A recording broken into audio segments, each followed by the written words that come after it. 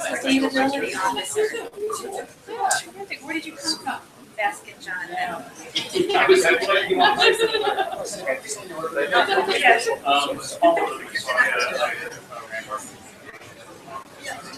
Still in the works.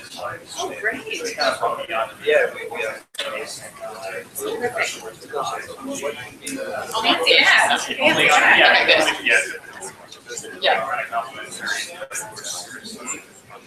Yeah. Me too. And Terry just reached out and go and have coffee with him, and she's an awesome technician. That's an awesome board.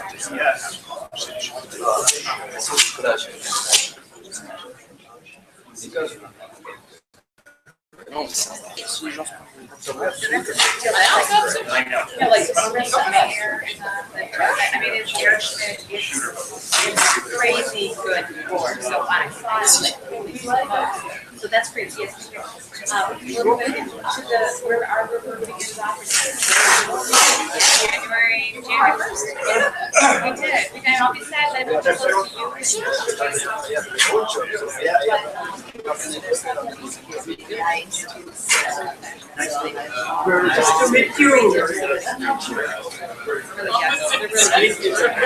I hate to look at this. So there was it does. Yeah, so LDC, Mia's in there. God bless you. I And then, we're all still working Now at it. they're So, renting their we're getting a whole new built up, new everything, new furniture, new IT, new electricity. And they're ripping out their ceilings, so they're having exposed ceilings. It's, well, no, ours is just okay. Ours is not. Maybe there's some of them are, ours is not. Yours is good, yeah.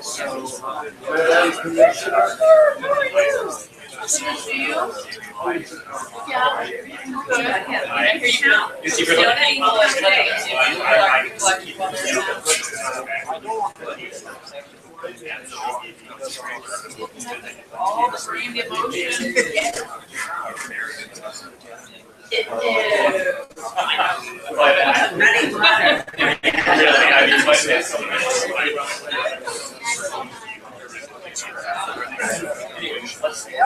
I'd love to get your card.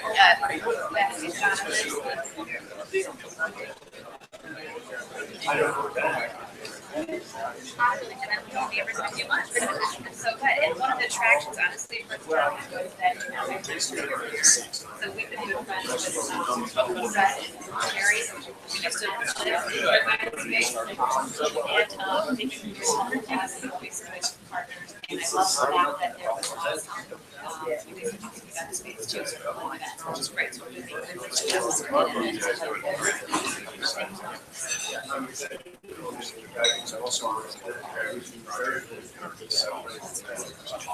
Thank you.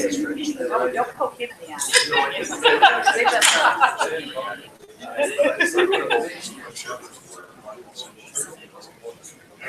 Yeah, yeah. This is what you get. Seriously.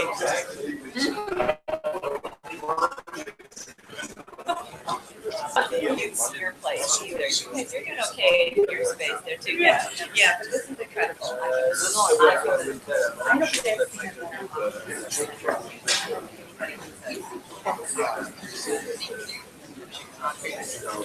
because of all of the, yeah. Do you want to get started? Yeah, in a few minutes. Few minutes? Are there more people downstairs? No, I just Okay. Okay. When you see for the money. Yeah, but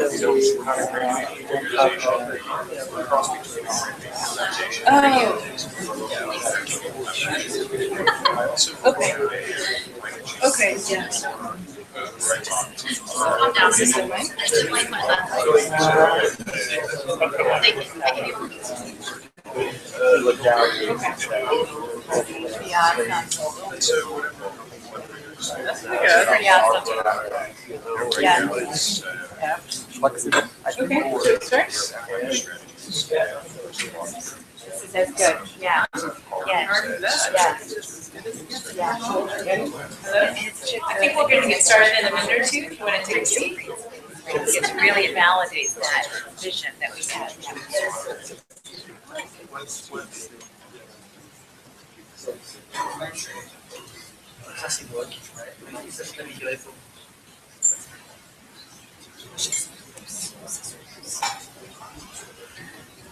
Where do I sit?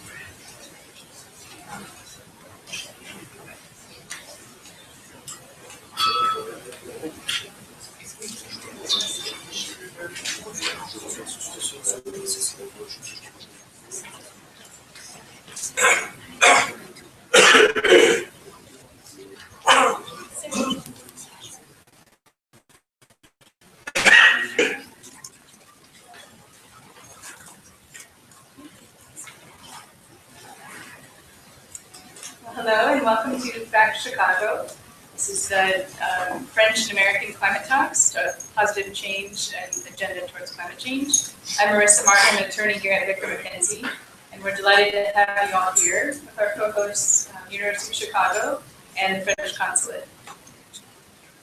So this event is one of a series of events that's happening around Canada and the US the next couple weeks, with the basic aim of just encouraging dialogue and discussion about climate change and increasing momentum with the idea of sort of, I guess, increasing enthusiasm around the climate change negotiations that are ongoing now and hopefully will culminate in an agreement next December in Paris. So this is an important discussion. We're very excited to be part of it. And as for the format of the event, we're going to hear from a couple speakers in the beginning, and then we're going to turn to 2 roundtables. The first one will focus on the urgent need for climate action, and the second will be on sort of new economic opportunities and new industries that may come from climate policy. And for both of the panels, we'll have a 45-minute discussion amongst the panelists, and then 30 minutes of question and answer from the audience. And I think we do hope that this will be sort of a conversation and a dialogue between the audience and the panelists. I think a lot of you are in this area and probably have perspectives and insights that we'd love to hear from. So now I have the pleasure of introducing Vincent Floriani, the Consulate General of France in Chicago. He will make some opening remarks, and he is the Consul General of France and was just appointed in August of 2014, so he's new to Chicago. So welcome to our city. He has jurisdiction for 13 states around the US, and before coming here, he was the Deputy Spokesman and Deputy Director of Communications and Press at the French Ministry of Foreign Affairs in Paris, and assistant to the Director of the Press.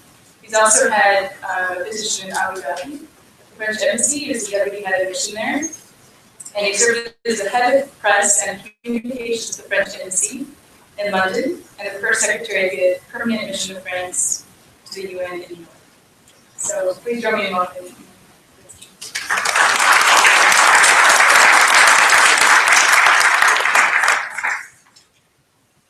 Good afternoon. I'm impressed to see so many people. Dear friends, 2 weeks ago, an important event took place in New York. 400,000 people, simple citizens, actors, world leaders, marched through the streets of Manhattan to raise awareness of climate warming. Similar demonstrations took place in many other places in the world. The facts about climate change are well known. They can no longer, in good faith, be denied. What are these facts? Let me mention 3 of them. Global warming is largely due to the action of man. The concentration of CO2 in the atmosphere set a new record in 2013. We can already see the terrible effects with the increasing number of severe climate disruptions. Flood here, drought there, hurricanes in places where they did not occur before, unprecedented long and cold winters. These are some of the effects. The renowned glaciologist and climatologist, Jean Joseph, will tell you more on the facts. He is the Vice President of the Intergovernmental Panel on Climate Change, IPCC. In 2007, he received collectively the Nobel Prize with the IPCC. Other prizes. Jean Joseph, we are proud to have you here today. What are the consequences of climate disruptions? Death, starvation, migration, and most probably wars for water and lands.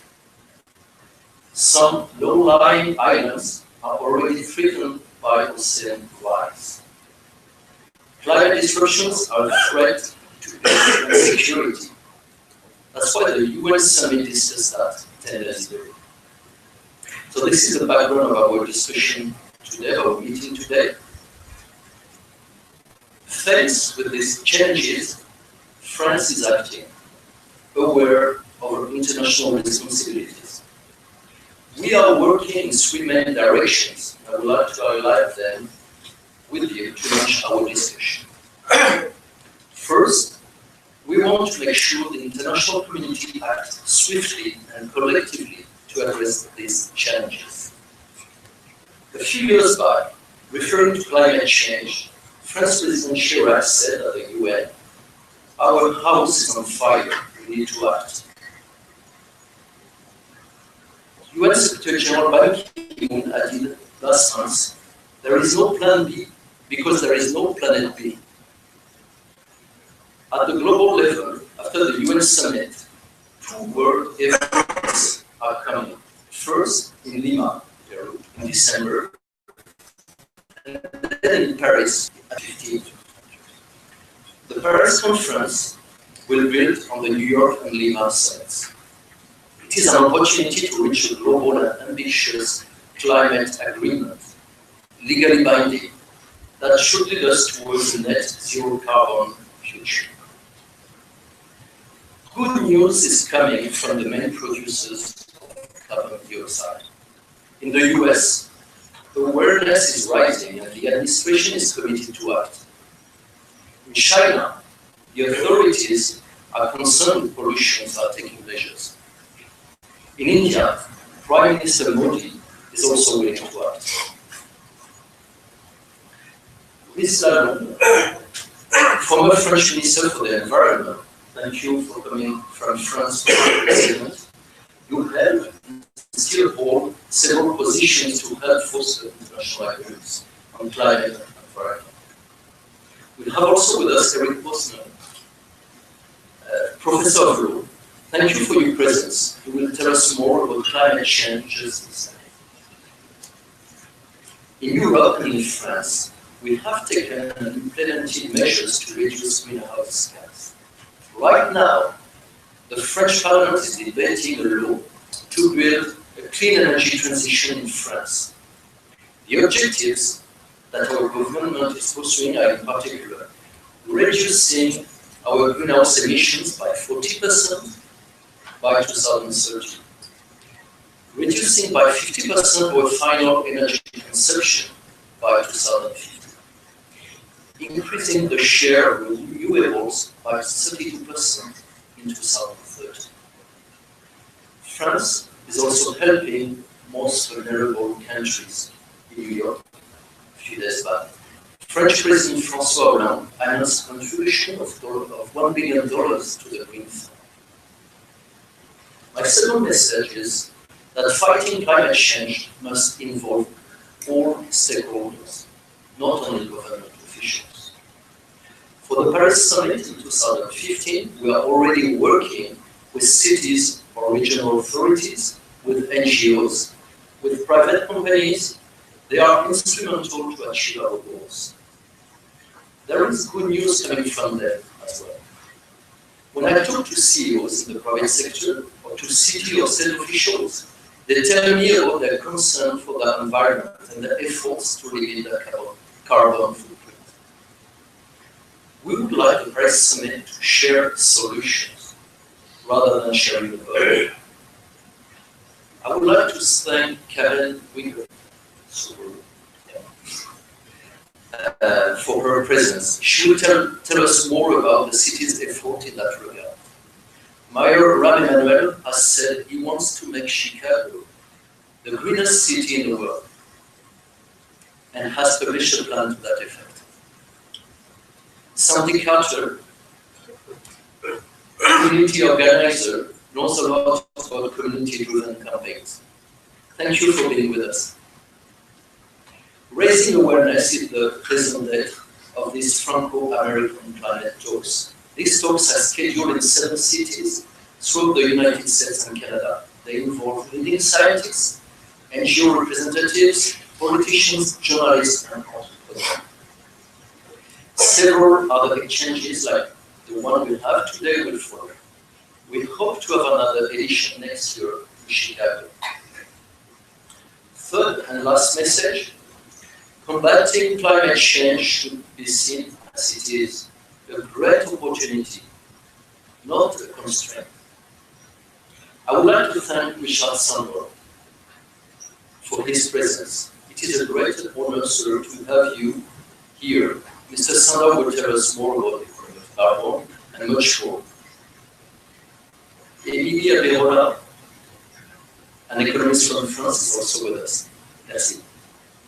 There is a huge potential of economic development with the accession of new, dynamic and motivated players and holders of innovative projects.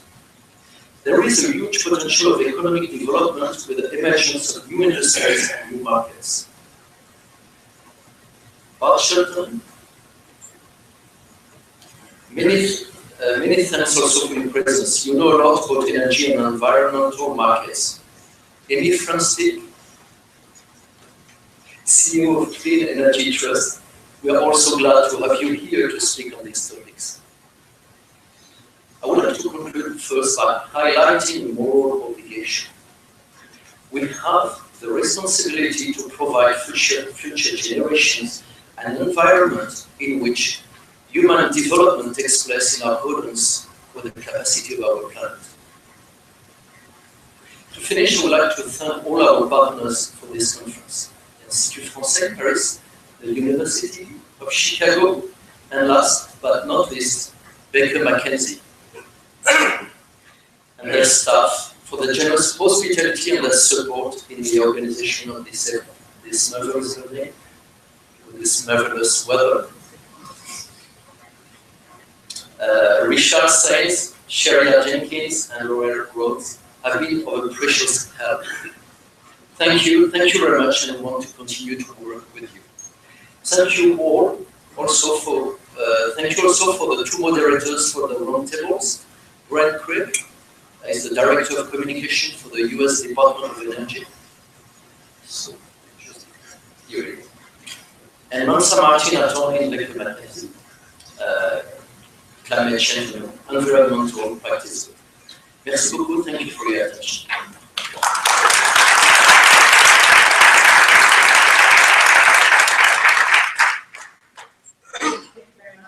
I have the pleasure of introducing our next speaker, Richard Sainz. He needs no introduction to many of you in the crowd, I'm sure, but he is the CEO of Environmental Financial Projects. He's also the founder of the Chicago Climate Exchange, CCX, which was based in Chicago. And I remember graduating from Northwestern, I guess at that time it was just sort of getting started, and I had no idea what it was.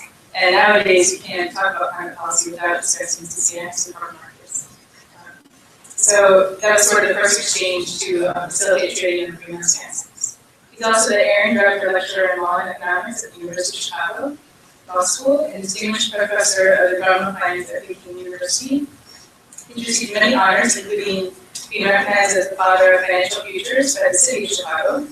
He was honored as one of Time Magazine's Heroes of the Environment for his work as the father of carbon markets, and was awarded the French Legion of Honor for his accomplishments in the field of environmental finance and carbon markets. Please join me in welcoming.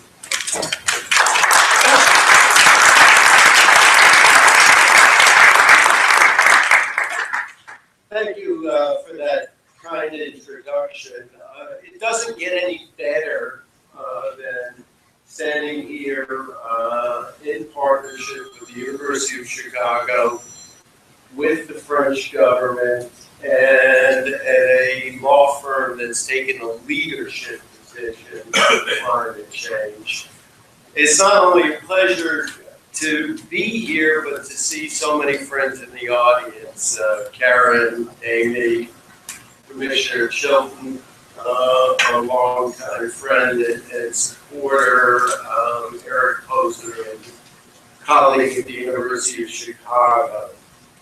I would like to just spend a few moments and give you some random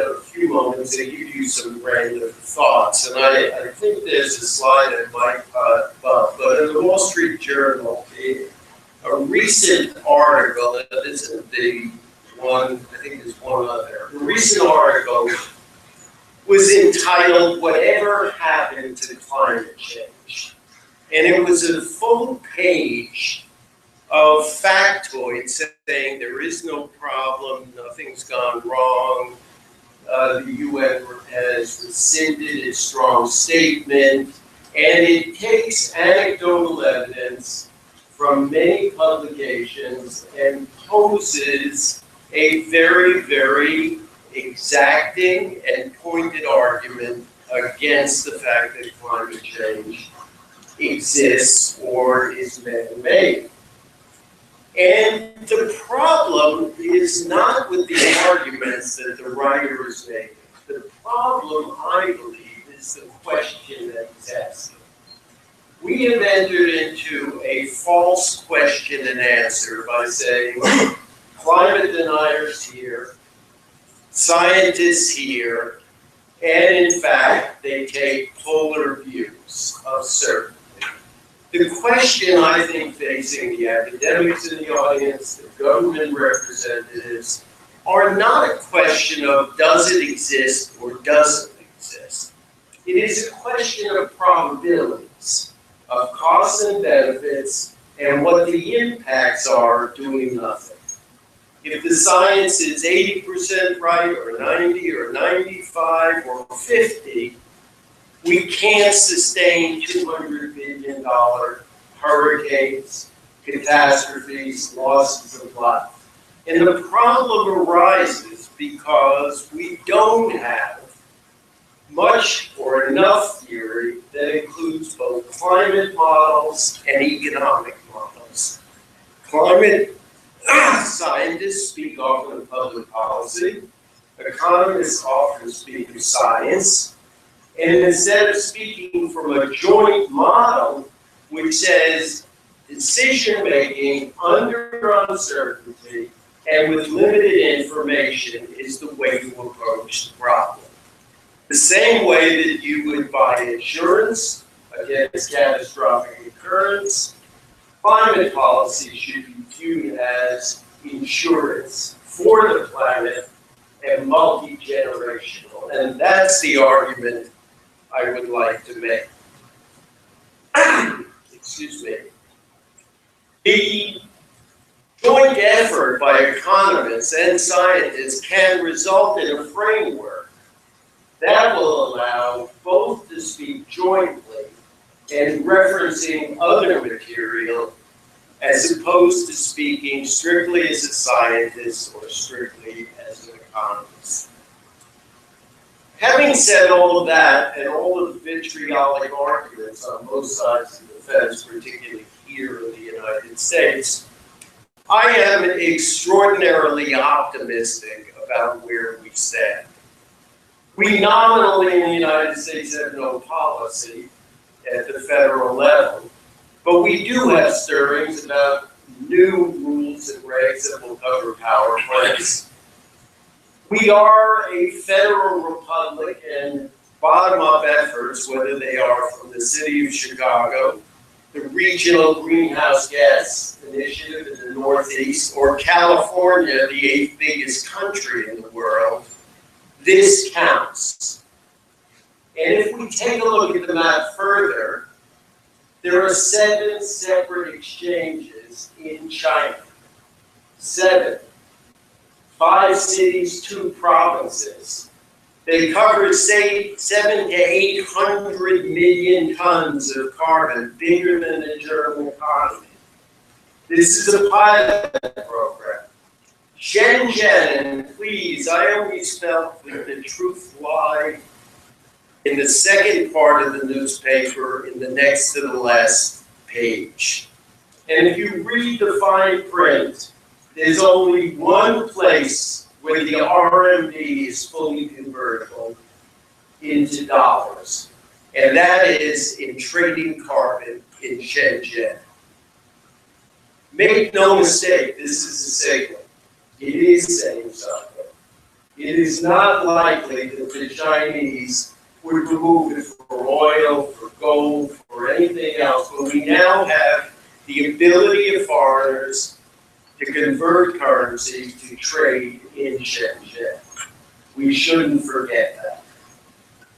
In the United States, for good or bad, California is an agent of change. Whether it's social media, Apple, film, for good or bad, drugs, other sorts of recreational activities, all of these are signals of change. And California's efforts are very important. Today's Wall Street Journal pointed out that Warren Buffett is taking advantage of the California situation by buying transmission from Nevada into California. So actions are occurring. I therefore approach, and as a Francophile, the Paris meetings with a great deal of optimism. I think Paris has the opportunity to change the nature of the world policy going forward. The Indians as the Consul General said, are stirring with the REX program. China has said by 2016 they're going to have a national program. California and Quebec have united on a program. Eric, to some of the people at the University of Chicago, maybe, and it's your specialty, not mine, why couldn't California become an entity in the UN agreement? Why couldn't Chicago join the UNFCCC? Why does it need to be government to government? Why can't it be cities, provinces, and states participating in the United Nations Treaty under the law? Is there an imaginative way to do it? Is there a clever way to do it? Because there are, in certain sections of many countries that are not members, there are significant parts of the population that would like to participate. I throw that out as food for thought, something that the economics and law profession might have something to say about that. And I do hope, irrespective of that, that the build-up and the French efforts that we have here today will send the signal that Paris will be a defining moment. So please, let me say in conclusion, it's a great pleasure. It's a great, great country, and it's a great university, and it's a great law firm that are sponsoring today's efforts. Thank you very much.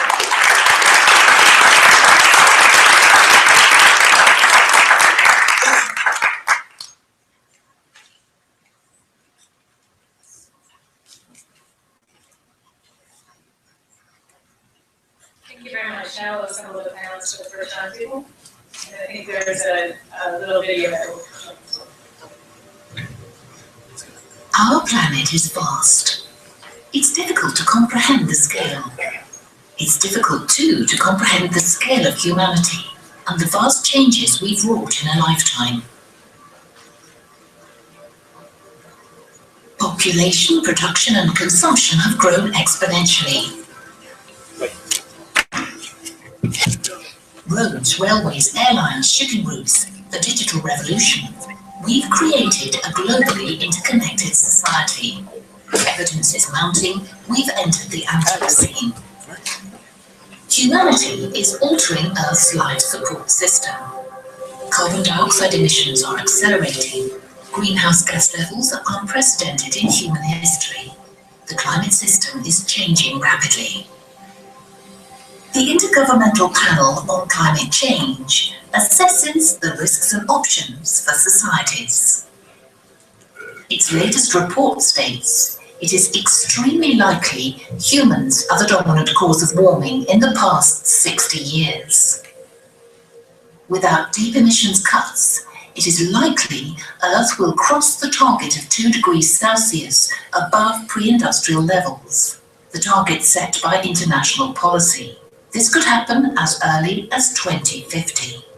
If emissions keep rising at current rates, a 4-degree rise by 2100 is as likely as not.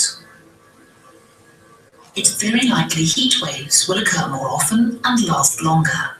The Arctic will warm faster than the global average. It's likely sea ice will all but vanish in summer within decades if high emissions continue. It's very likely sea level rise will accelerate. Cities and coastal areas are vulnerable. In general, wet regions are set to get wetter, dry regions drier. Monsoons are likely to become longer, their footprint likely to grow, and downpours likely to intensify. The acidity of the ocean has increased 26% since the start of the Industrial Revolution. The full consequences of all these changes on the Earth system are unknown. Humanity's carbon footprint is huge. Societies will need to adapt to climate change. The scale of change depends on decisions made now. Can we remain below 2 degrees? It is possible. But it is up to societies now to decide the future we want. For a likely chance of achieving the 2-degree target, societies can emit another 250 billion tonnes of carbon. We burn about 10 billion tonnes of carbon a year. At current rates, we will use this budget in about 25 years.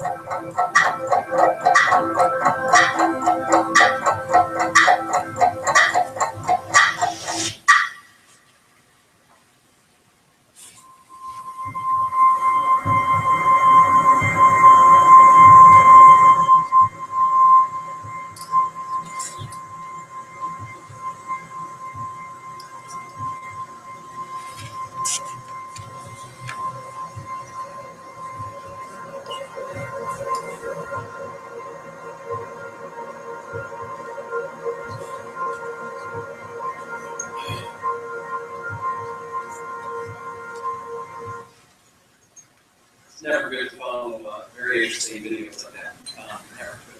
So I'm Brian Quirk, I'm the Director of Communications for the U.S. Department of Energy here in the Midwest.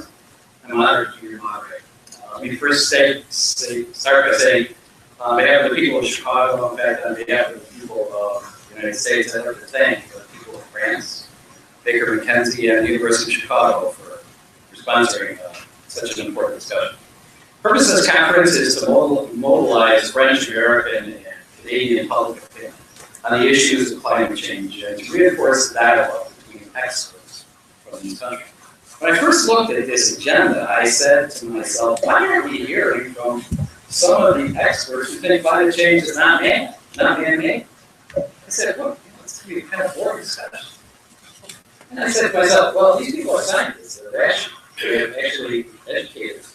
And that's speaking from a love of the planet, not a love of the power.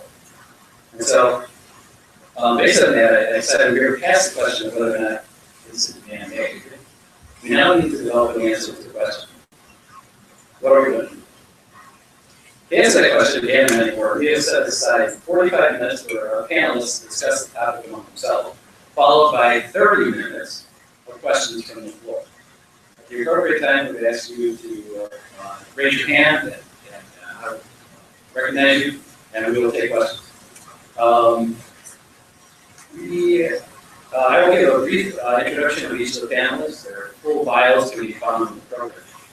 Because this is such a complex and confounding question, because the purpose of this series of meetings is to inspire action, we have asked our panelists to dispense with the normal 3 to 5 minute introduction to their positions. Instead, I've asked them to do the impossible and to summarize their position in 1 sentence. So, let me introduce our panelists in alphabetical order. Sandy Carter is a community organizer. Thank you. If she's a community organizer, if I remember correctly, that is what President Obama did before he started out teaching law at the university. Most recently, Ms. Carter worked on a successful campaign to close the 2 remaining coal plants in Chicago. For that, we thank her. And she currently coordinates a volunteer engagement program at the Alliance for the Great Lakes. Ms. Carter's statement was, we need global action on climate change to start now and to give members of my generation hope that a better global future is possible, while we continue to encourage my peers to champion projects that combat the environmental and human costs of climate change. Jean Jouzel is a French glaciologist and climatologist. He was recently vice president of the International Panel on Climate Change. I'm sure you all know his other fantastic honors. He did want me to point out one, though, and he said, this was one that was particularly important to him, and that is, with Claude Laureus, he received France's highest scientific award, the Gold Medal from the National Center for Scientific Research.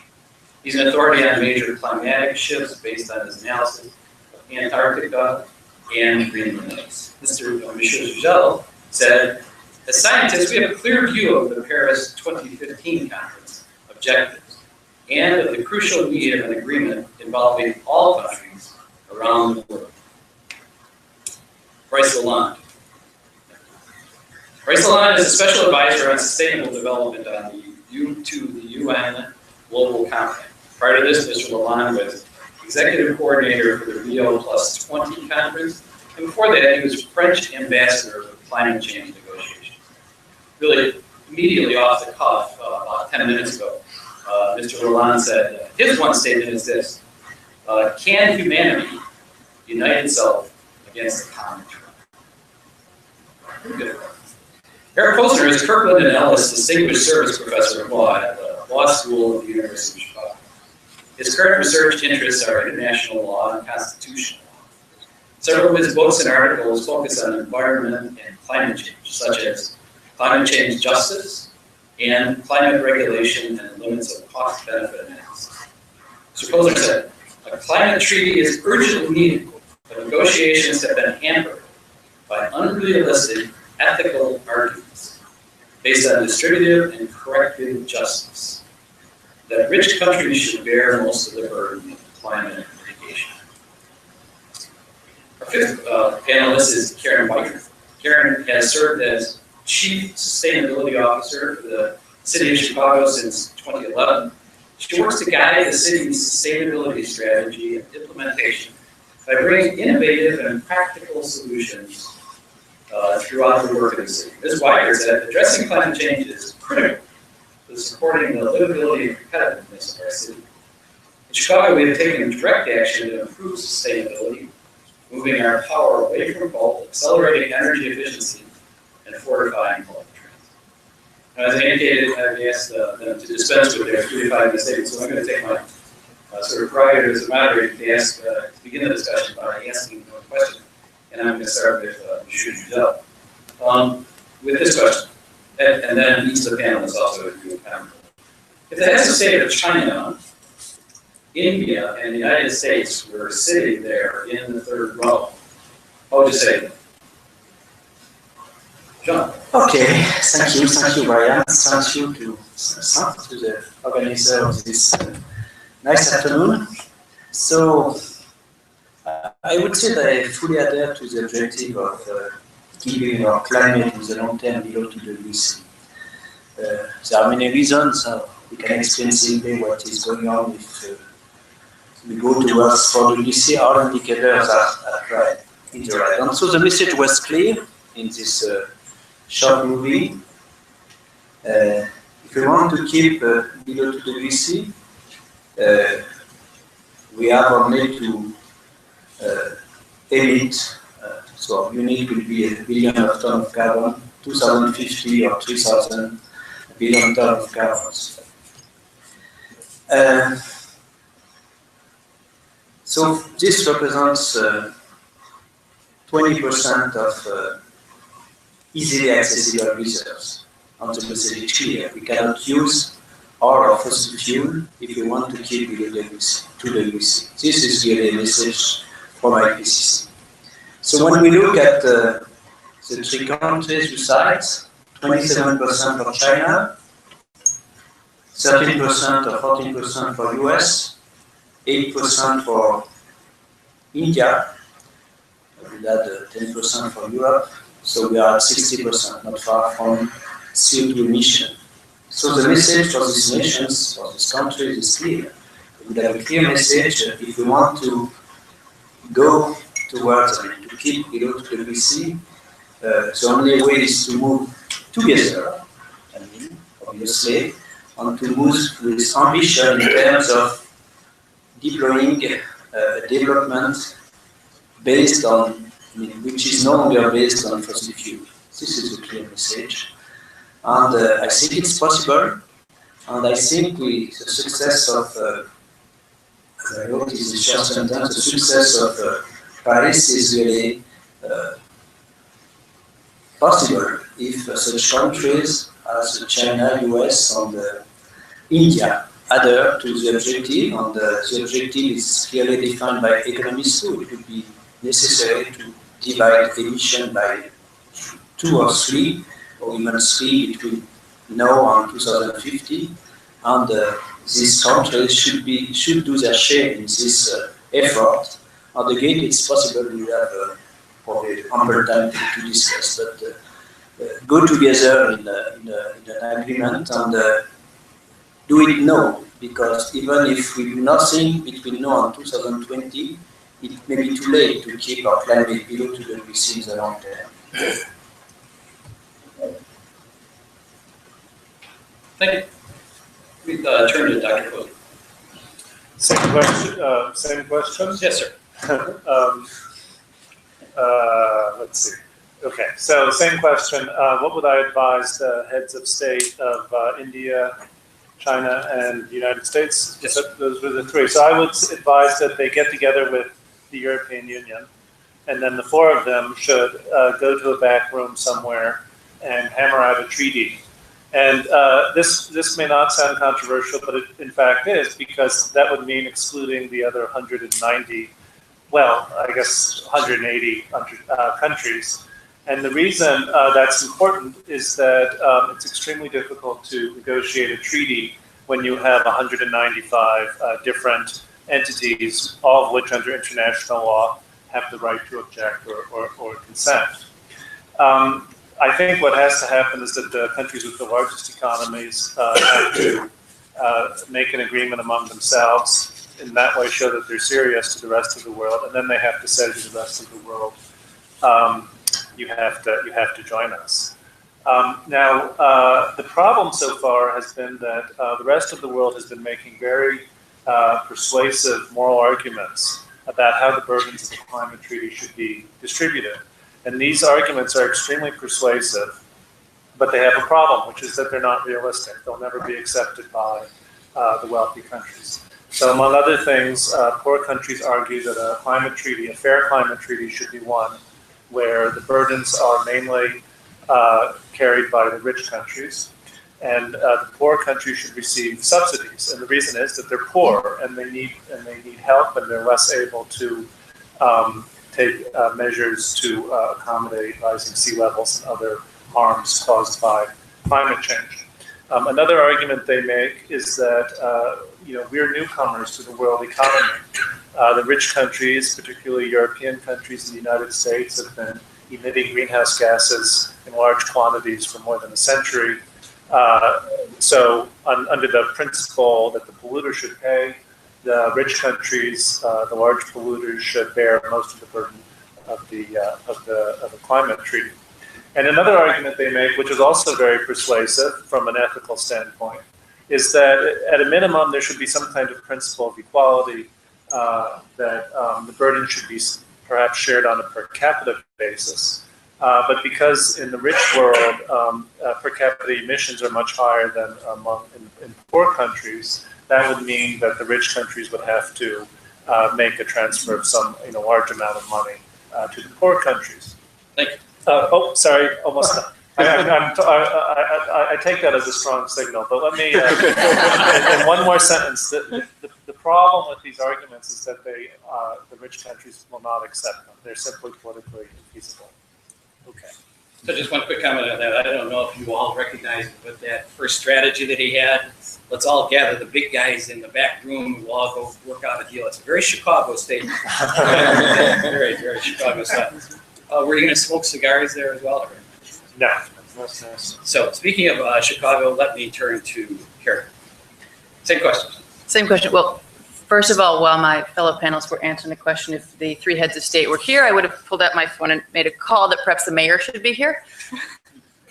After the mayor arrived, though, what we would essentially say is, first of all, thank you all for coming to Chicago.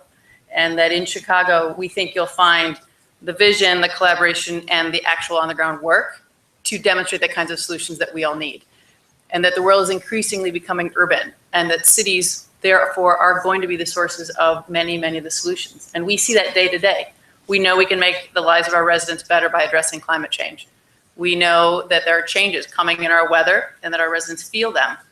We also know that there are huge opportunities if we can make the solutions happen. But we couldn't do it alone, and so I would look for their guidance and support from the international level to deliver the solutions that we'll need to see in cities. Good. Hold on. I'm going to tell you a story. In Copenhagen 2009, what you suggest happened. And contrary to the public opinion, who believes it was a failure, Copenhagen was saved by the head of states, who negotiated for the whole night and the whole day in an awful uncomfortable room, and they got an agreement. They got an agreement. China, I remember President Obama arriving with his statement written in Chinese. He got MRV, measure, communicate, verify. Very important to know what each country is doing. Obama got that. And Sarkozy and Gordon Brown got the 100 billion. 100 billion because, as you said, monsieur, so they agreed on 100 billion a year for 2020 going to the poor countries because, as you said, 190 countries, you need to get everybody on board. So the head of states did that miracle, an agreement of 2 pages, while the negotiation was on 300 pages. Politics, leadership, they got it. Of course, they had to wait for 1 year to get that agreement agreed also and endorsed by the United Nations because 5 countries were unhappy about it. But they got it, so they can do it. And what is very important to understand, I think, because I'm terrified by climate change, I just wanted to say that, is that we need the involvement of head of states. We need to invent something completely new, planet policies. We don't have planet policies.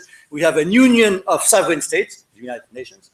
And the problem is we have to go further. We have to get head of states to go beyond narrow national interest. That's what we need. We can have it because I saw it. I can share the secret with you. Head of states can do it. Okay. Try and follow that.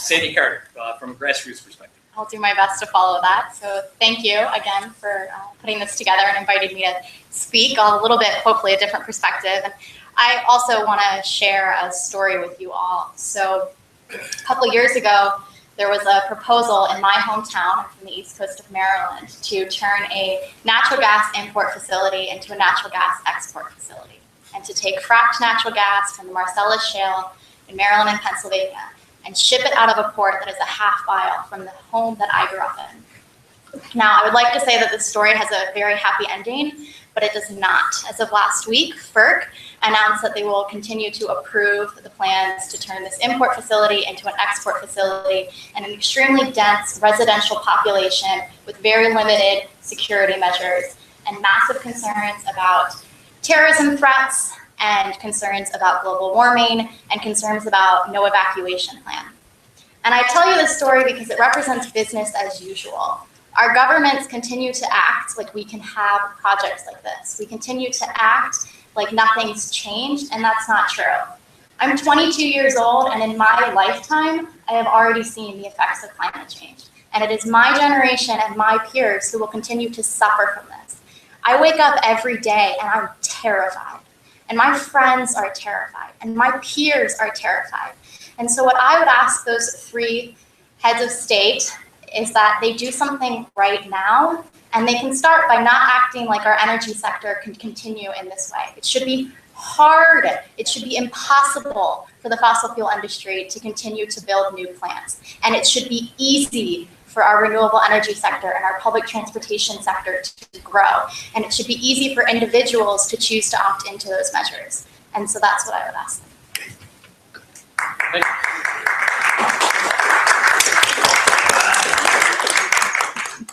Presume that was a round of applause for all. Thank you. Let me ask the panelists now to make comment, if they would, on something that one of the other panelists said, or kind of an overall statement that you might want to make. Karen, go ahead. I think as we sit here, we have a wealth of expertise, and it has to translate into a wealth of action. And so I think what's interesting, and to pick up on some of the comments from folks who are up here, is the different roles that individuals in different positions can and need to take. And that's really the collective opportunity, is what are the vantage points that we can inspire to action? So we've got 22-year-olds who are now on panels in global conversations. That is an amazing piece of action that we have. Who are the other people we need to bring into the station so that their solutions can be a part of the bigger answer? Yeah, in this slide, so what is so the question was about China and India. So how your generation is acting in China and India? Do you try to have a common view in your generation worldwide, or do you work on your Chicago or in the US? Yeah, I think that's a very interesting point about how do you stay local and work globally. And I think that's something that we all struggle with, about how we keep our campaigns and keep our actions hyper-local and sensitive to the needs of our communities and respectful of the needs of our communities. But always remembering that what we do can be scaled up and can be modeled and should be modeled. And that information should be shared across boundaries and across borders for communities in China to recognize that you can close down your city's coal plant and to remember that what they do affects us. Well, I guess let me add some thoughts. You know, there seems to be emerging a kind of maybe a discussion about the difference between top-down and bottom-up, top-down negotiation and bottom-up activism and consciousness raising. And I'm gonna firmly take the top-down side, which I realize is the less popular one. But top-down, you know, is the way to go. And let me provide some reasons for thinking that. The global warming is the most difficult problem the world has ever faced. It requires the cooperation of effectively everybody, all the economies of the world. I think outside of the United States, pretty much everybody recognizes the science behind the problem. And in the United States, people are gradually, grudgingly coming to admit that there is a serious problem. Now, once everybody's agreed that this is a problem, which is effectively happening already, the only question is whether it's possible for the countries to reach an agreement. And the answer at one level has got to be yes, because it's in the advantage of all of the countries to reach an agreement. And more or less, the governments are going to act in the interests of their people or their economies. Rich people as well as poor people in all of these countries, influential people as well as not influential people, are harmed by climate change, so that there will be a lot of pressure on the governments to make a deal, and I think that's happening. It's happening too slowly, but it's happening. But there is a precedent for thinking that this will work, and this is the Montreal Protocol, which helped solve the problem of the ozone hole. And it's quite similar. Back in the 1970s, people recognized the ozone hole as a problem. Surprisingly, maybe it was in the United States that this problem was first recognized and the government took action.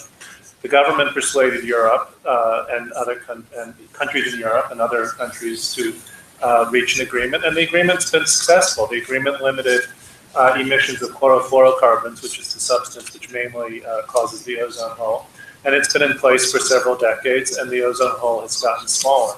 So there's reason to believe that governments can reach a negotiation. One shouldn't be too optimistic because the problem is significantly more complicated and the world is a bigger place now. But I think there are grounds for optimism for the top-down approach. So I'm going to call on Bryce Lalonde, who is not inscrutable because during that last statement he was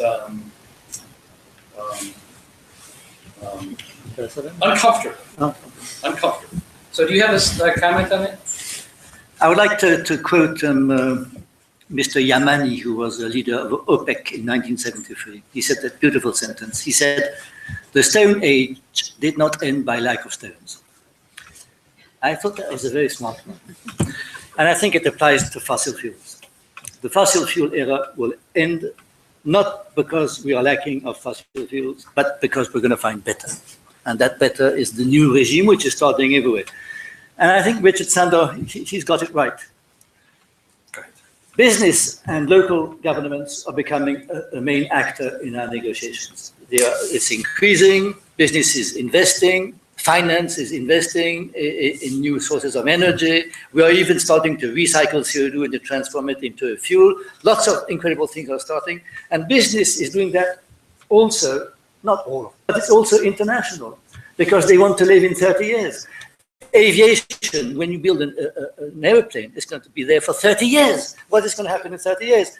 And so lots of business have a longer term view, and of course a broader view than governments, which are constrained by the next election and by the constituency. They cannot see further.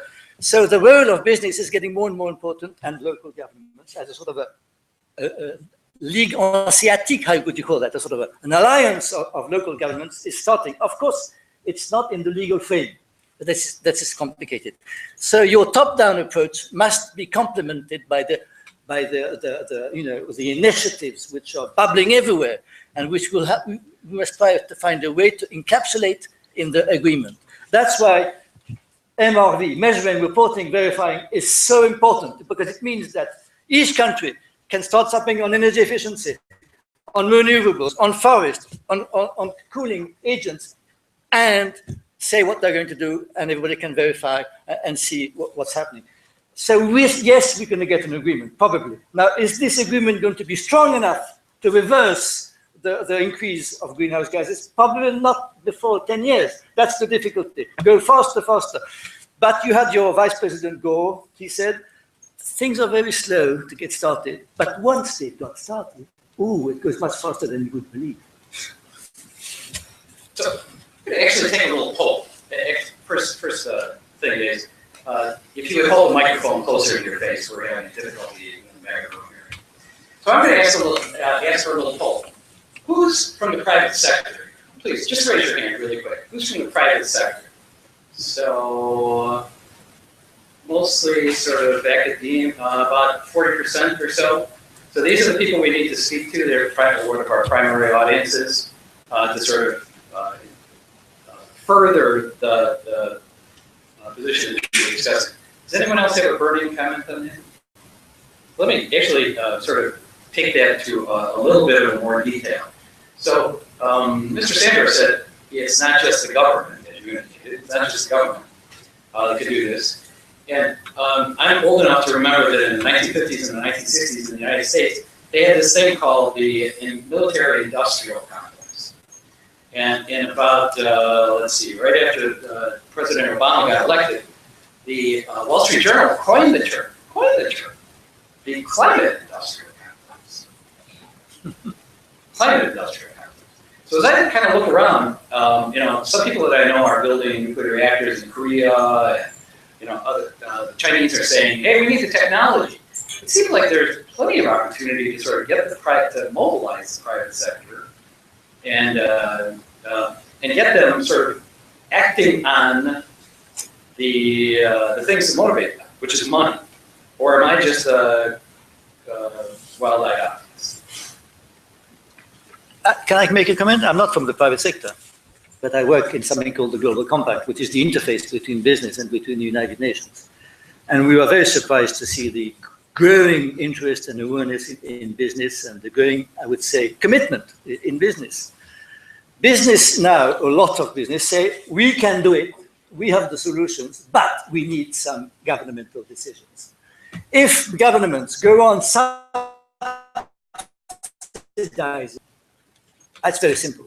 If government doesn't put a price on carbon, it's going to be difficult to compete for other sources of energy, etc., etc. And the same thing is flexibility. We need to have, this is perhaps an answer to your question, a global carbon market. I mean, we have to invent this new economy that Richard was alluding to.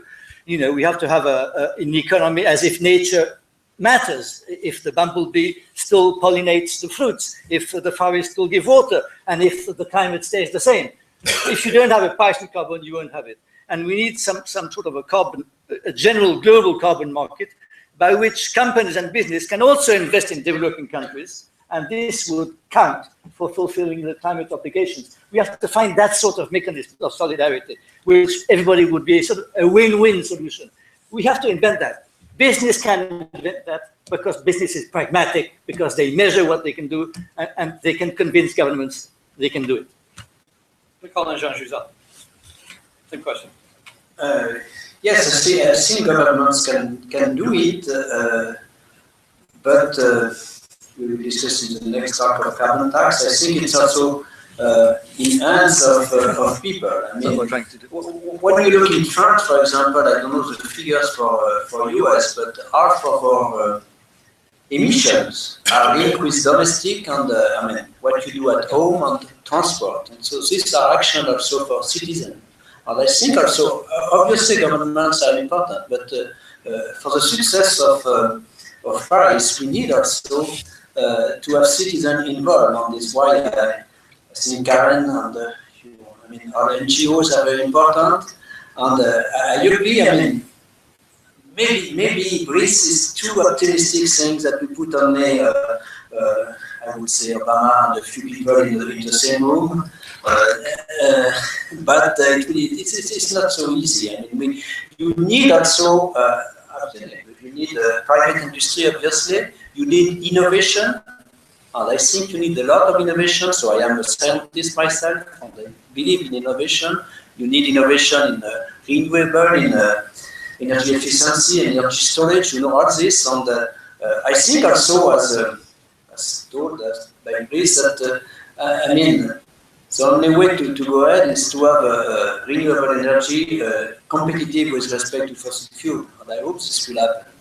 And so it's also industry, it's also a lot of, I would say, new jobs, but it's not only for me, states and private industry, all of us as citizens should go and should participate to this, I would say, to this clear objective and ambitious objective. Sandy Carter, at the beginning you mentioned this kind of a same old, you know, business, they're still operating. So based on what they said, based on what Sandra said, you willing to get behind helping to mobilize business to solve the problem? Yeah, it's an interesting question for the grassroots movement about, do we support corporations or do we write them all off? And I have to say, you can't write them off. You have to support private innovation. You have to support private businesses who are doing everything they can, because that is where most of our innovation comes from. And I also have to say, I've been inspired by a lot of what has come out of private companies recently. And I was at a conference last week talking about resiliency and adaptation, and heard an interesting stat about how in the past 3 to 4 years, the number of businesses around the globe who now care about climate change has gone from something like 2% to over 70%. That's crazy. Our businesses are waking up to this problem, and I don't think it's fair to completely write that off. We have to continue to encourage that as consumers and as governments. So, and then maybe Eric. Karen, the mayor Emmanuel is a big consensus builder. Would he get behind something like that? And what might specifically he do? One of the interesting frames around this is competitiveness. And that's, in a sense, that's really at the root of what a lot of us are talking about here as you look for longer term solutions. A report came out, I think it was about a year ago, and it was Citibank and The Economist, and they looked at the most globally competitive cities in the year 2025. And a couple of things were really interesting in that. One of them was Chicago was in the top 10 globally and rising in the rankings. So needless to say, we liked that. One of the other things that was really interesting was they looked at 8 different factors in ranking competitiveness for a city. Environmental governance and environmental risk was one of those 8. So as you think about the questions of competitiveness, environmental issues are increasingly part of that picture for all of us, for cities, for businesses, for nations. So let's break that down into what does it actually look like on the ground? So what are the kinds of things that are making Chicago more competitive because we are addressing climate risks and climate challenges? And I'll give you just some great examples. It's things like we have this huge incubator here, 1871. It is located in a building that is the largest LEED building in the world, of a private building. That building has a train station in it. So it is built on sustainable transportation. When we as the city put in the first protected bike lane, so that's a bike lane where the cars and the bikes are separated, we put it right behind this building because we know individuals under 30 are much less likely to own a car and vehicle miles traveled are declining. So if we want a competitive, vibrant city where people are coming and people are staying, that sort of a sustainable infrastructure piece is critical. So that bike lane runs right behind the merchandise mart. We launched the first new transportation system in 50 years. It's a bike share program, 1,000 bikes that are in 300 solar-powered stations around Chicago. So people every day are riding sustainable transportation. That's in addition to us rebuilding parts of the core transit system. So we're making it easier and cheaper for people to have healthy options that are non-emitting or lower emissions. That's a competitive, livable city. Transportation is 23% of the emissions coming out of Chicago. The big one, those buildings, it's 71%. So when we talk about things like coal plants closing, when the mayor came in, there were 2 working coal-fired power plants in our neighborhoods. They were the largest stationary sources of emissions, but they were also huge local health challenges. They've closed. A lot of people worked to make that happen. Since then, though, we've been put in a position through community trace aggregation where the city was able to negotiate the power price and mix for our residents' own electricity. We did that coal-free. We have since procured the city's own power. We procured that coal-free. We have a huge energy efficiency portfolio working here across multiple building types. All of this is creating a healthier city with better places to work, more healthy buildings to be in, and better transportation options to get around. Competitiveness is about building a really sustainable city that is increasingly reducing the carbon we produce and consistently trying to prepare for the changes that might come. So representing the naysayers, just kind of following what you were saying, 1% here, 2% there, that's not a solution. We've got a billion-ton problem here.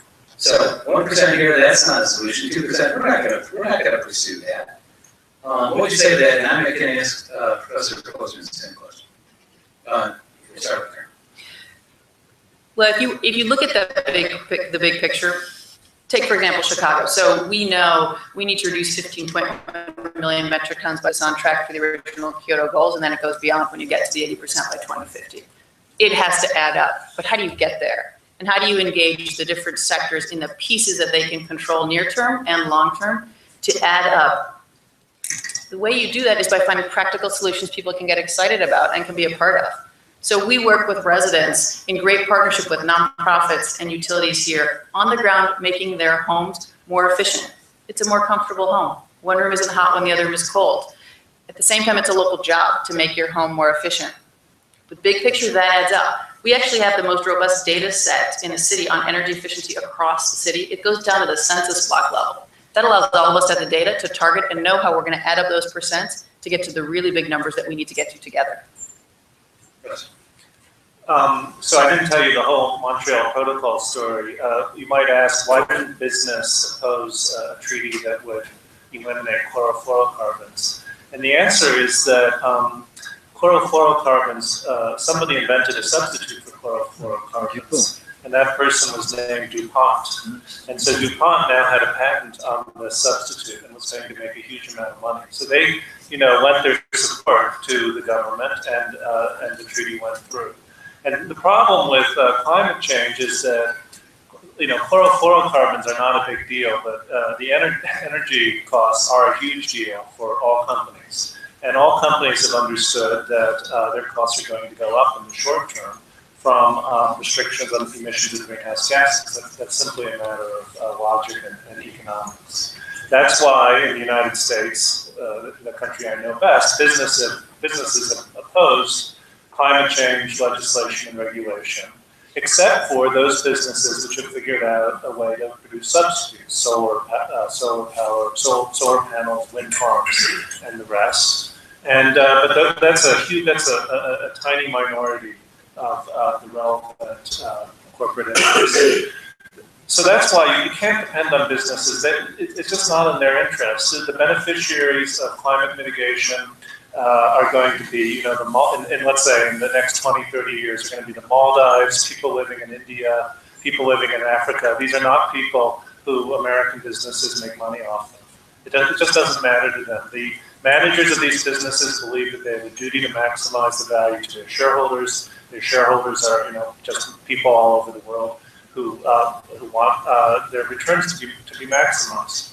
So that's why the governments have to act. And really, I'm not saying the governments can act on their own. It has to be that the public in these countries have to realize that climate change is a problem that's going to hurt them in the medium to long term.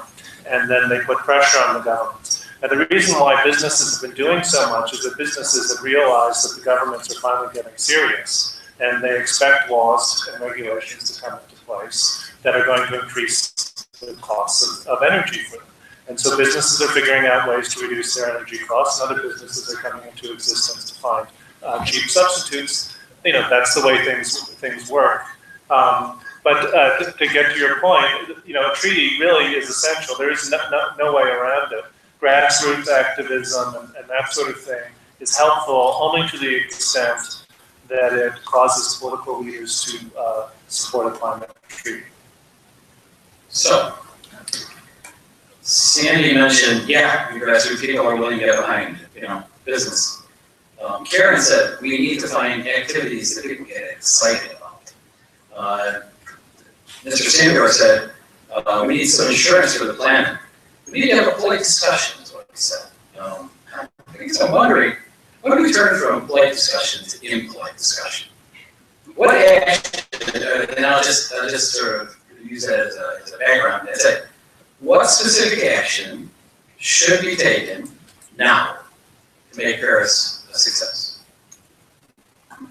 I would be impolite, but it's clear that fossil fuel sector has to take its own responsibility rapidly. It's clear they are not taking their responsibility so well. So okay. I think this is important to say that this is at the heart of the problem. Okay, so how do we get them to change their behavior? They have to make money. So another way, this is clear for me. If they want to stay in energy business, there are energy efficiencies, there are renewables, some may be tempted by nuclear. Also a way to make money is into energy business. I think that they have to go ahead on the. Okay, for the moment, it's the first time on my life I've started to work on this field 45 years ago, 68. Anyway. So it's the first time I see really people looking largely to where skepticism is less obvious, but still there is some skepticism. But I think that in 10 years, when we will see the climate change really more visible, I think we should not regret to have done nothing in our decades, and we have to do things now. This will become so obvious in 10 years that we should have done something. And so it's known that fossil fuel industry should take their responsibility for me, and no, not to. I don't think it's the case. I'm sorry to say that.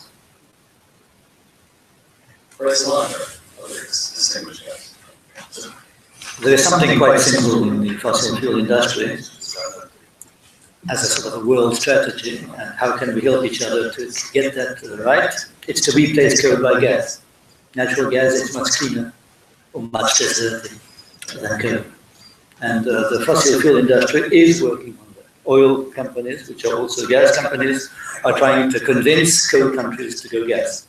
It's a first step, but it's very important. We need to start something. And I think the virtue of example is very important. Some countries have already pledged they're going to be zero carbon. Costa Rica and others are going to do that, and a few others. So they can show it's possible, because that's what people don't believe.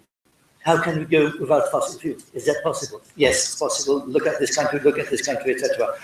So slowly we are going there. What was so important at the last summit in New York was the financial world, where people are disinvesting, divesting, where you are having now investors which are trying to assess the carbon footprint of the portfolio. So this move is very important. It's a very important signal. If the finance world is now starting to move away from fossil fuel or from the carbon risk, because there is a carbon risk now, this is a very important move. So I don't believe the Paris Agreement, and I think there will be an agreement, because every country wants an agreement now. You have to save the negotiation process too. Huh? It's been 20 years. 20 years is too long. Okay, we have to get somewhere. And the first task, as was said, is to get everyone on board. Because as Kyoto, as you said, was only the rich countries. Come on, you can't do anything. Now China is the first polluter. So you need to get everybody on board and have the first steps. How do we do it? And after get these examples, get the business, get gas to replace coal, and we're going to get there. I hope so. Because we have other problems also which are very stressful. Okay, the food, the water, terror, epidemics, but we have such fantastic new technologies coming, the digital technology, even the biotechnology, all that. So it's very exciting. It's a race. We have to win the race. Sandy, what do we have to do now? What do we have to do now to make Paris a success? I think actually what we have to do now is share the stories that things work on the ground now. And interestingly, the EPA Clean Power Plan regulation under the Clean Air Act gives a platform for the U.S. to participate in this global dialogue in a different way. There has to be some creative thinking on what that means and how the U.S. can participate in that way. But it's the story that there are solutions now. They can be implemented now. There are things that cities and rural areas can do and are doing today, and they're bringing benefits across the world immediately. We don't have to wait for benefits 20, 30, 40 years from now. We can see benefits immediately. Instant result, instant impact. That's a story of success that we can get beyond. We see this every day in Chicago when we make our city stronger and more sustainable. Professor Bozer, Bryce said, what we need to do is find incentives, find a way to encourage these people to change their behavior. What specific law, rule, regulation, other than an EPA regulation, kind of eliminate some of the low-hanging fruit, what kind of law would you pass? What kind of regulation would you propose that would have some sense of some possibility of passing? What would you propose? Well, I think most experts believe that a tax on carbon would be the best policy, simplest, most likely to be successful. It would have to be increased over time. But that's not going to work in this country. Okay, let's move to something that will. Well, the problem is that there has to be a treaty first. In this country, the problem is that people don't want to pass a law until they're sure that other countries will reciprocate. Because one of the problems with climate change is that it's a global problem. So if we stop emitting carbon dioxide, carbon, but industry just moves to other countries, and then the goods are imported back into the United States, that's an enormous cost for the United States, while nothing has been done to address the problem of climate change. So, I hate to sound like I'm evading your question, but really the only approach is to reach a climate treaty. It's possible that some laws, might make us look good, it might encourage other countries to act, but I think that's wishful thinking. And the only basis for optimism is that there are serious international negotiations toward a climate treaty. Either they'll work out or they won't, and we have to wait and see what happens. Yeah, so I would add also, our representative in France are just discussing Shenzhen on the transition energetic, just yes, with the objective of dividing by 4 the nation of France between now and 2020, 2050, between 1990 and 2050, and so we have real objective. I don't know I hope that it will work, but at least this is discussed as this will become a law, I hope, in a few days or in a few months at least. I think cities are going in other countries. So, in a few minutes, in about 1 minute actually, we're going to turn to the people in the audience who've been very patient. Thank you very much. But I'm going to ask each of you one question. I would like a brief answer. I would like a 4-word answer. I'm going to actually start with you, Sandy. Is Paris our last chance? I think Paris is our last chance for a successful top-down approach. But I'll comment on some of what's been said, which is I think we need both top-down and bottom-up. And not just because, as Karen highlighted, the city of Chicago is doing amazing things. It makes me very proud to call this place home. But because bottom-up approaches give us hope. Doing something every day to change things allows us to see the effects of what's going on and to bring ourselves hope. And without that hope, we end up apathetic. So while, yes, Paris is the last chance for really us getting something top down that will change things now. If we don't see something out of Paris, it doesn't mean we can stop acting. Karen. I think Paris is a great opportunity. Is it our last chance?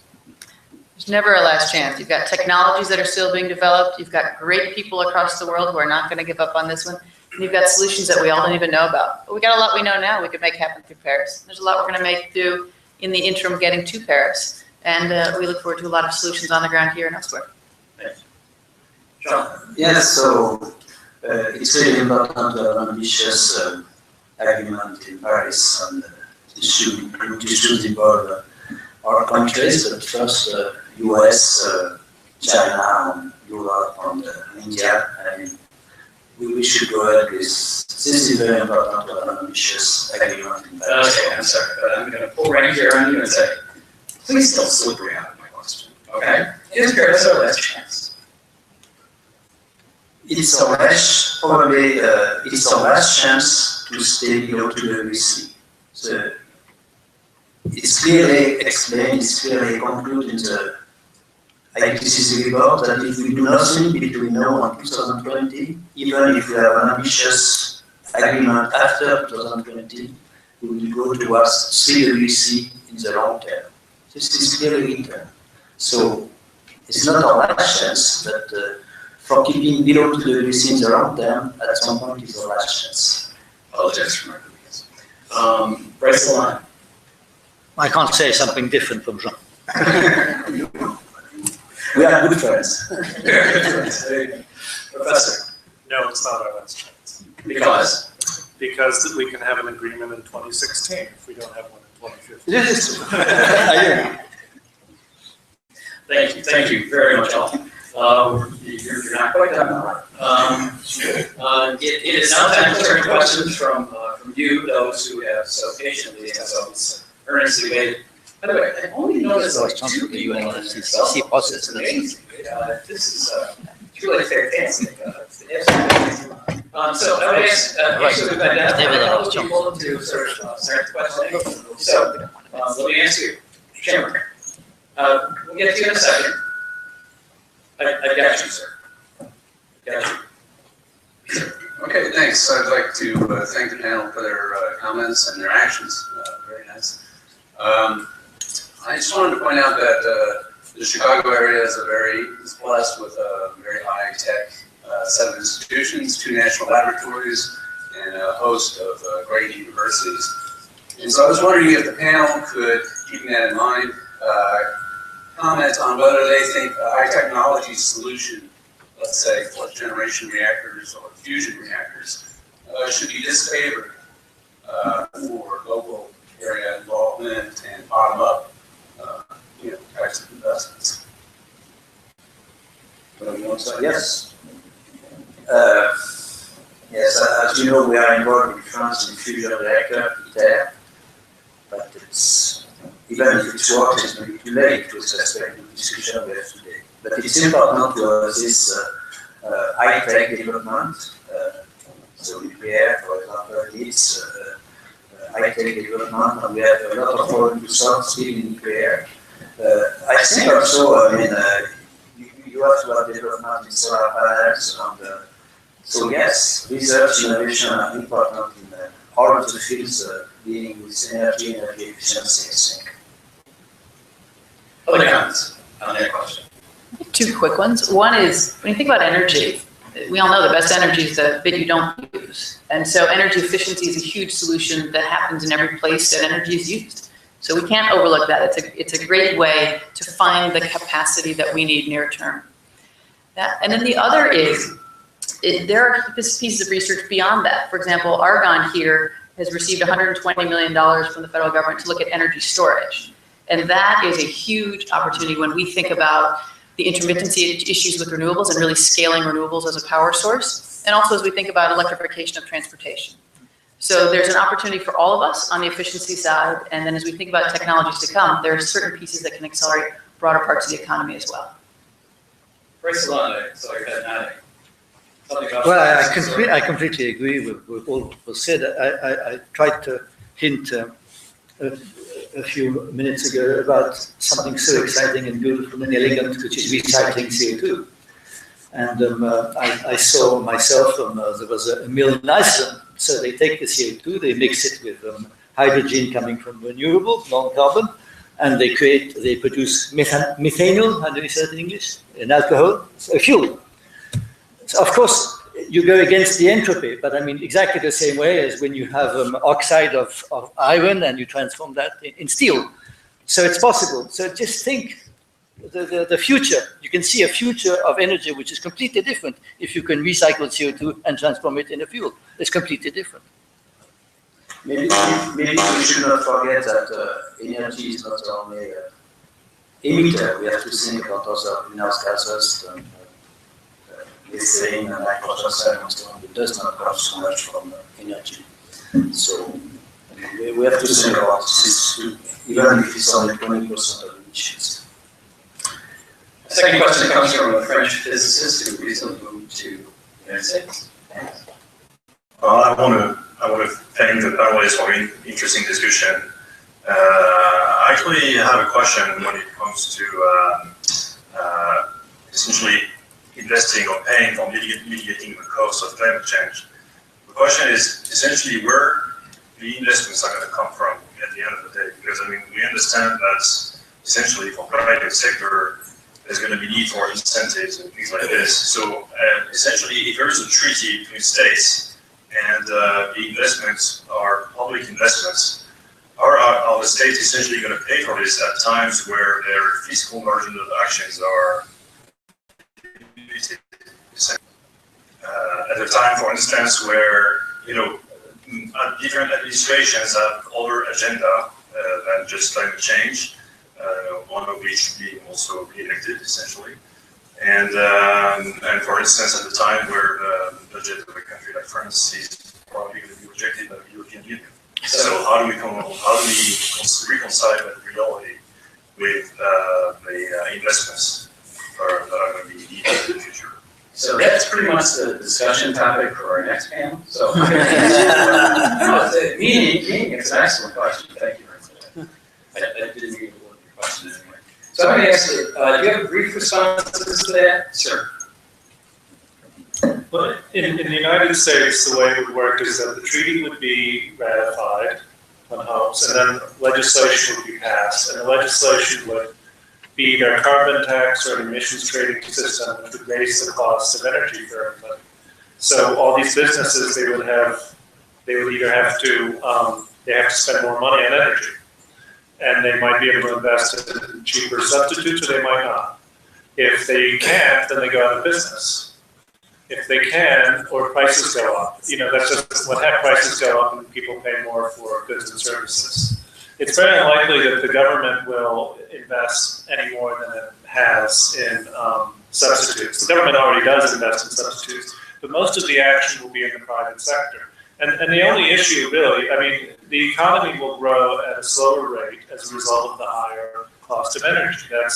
That is indisputable, even though people are shaking their heads. Now, maybe the difference may be so small that we don't notice it. Or it may be that there's a short-term response that's harsh, but then a long-term recovery. We just don't know. But that's how it would work. The cost would just be absorbed by the public one way or the other.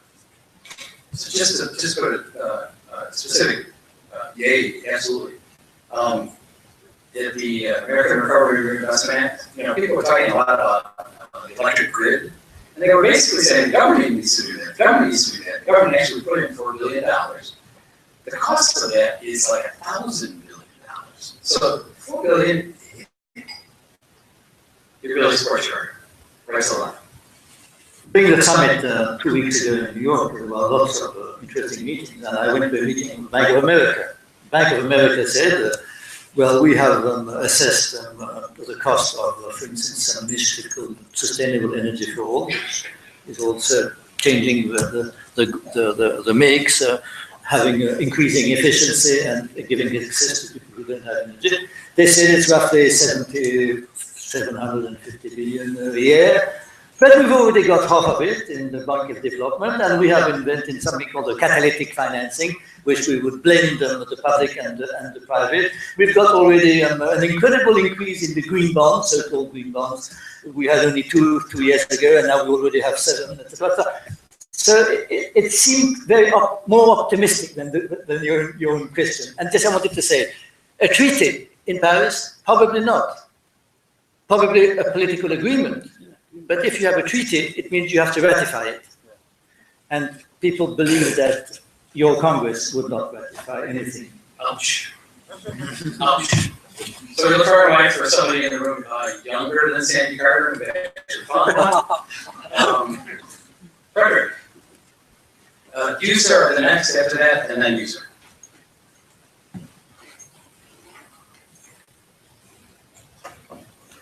Thank you, Mr. Clerk. My name is Frederick Rapond, and I'm a student at the University of Chicago studying both economics and environmental studies. I have a bit of a long question, so do buckle in. So Sandy Carter, you mentioned the next generation is terrified. This is definitely something I've already seen. There's no doubt about the gravity of the situation at hand. Jean-Joseph, at the end, you mentioned that this is our last chance to keep it at under 2 degrees Celsius. If you don't know what's next on the degree menu, read Mark Linus. So yesterday, a couple of us students, we had a discussion with former Congressman Bob Inglis, and he is a Republican environmental advocate, not the easiest of jobs out there. And he mentioned that it's key to have more people move to action rather than sink into despair from the facts that are at hand. The facts can definitely be very scary. I had a discussion with a colleague at an internship who, when we were talking about climate change, he became disheartened. And he said, to my shock, so why go on living? Why have hope? Can I have hope if there's nothing I can do? So if there's nothing I can do, that's it, that's the question. So the question for the panel is, well, how would you answer that? So Sandy, you mentioned that grassroots gives us hope. What ways in which we can impact, in what ways can we really make a difference now? People like us students. Thank you. Yeah.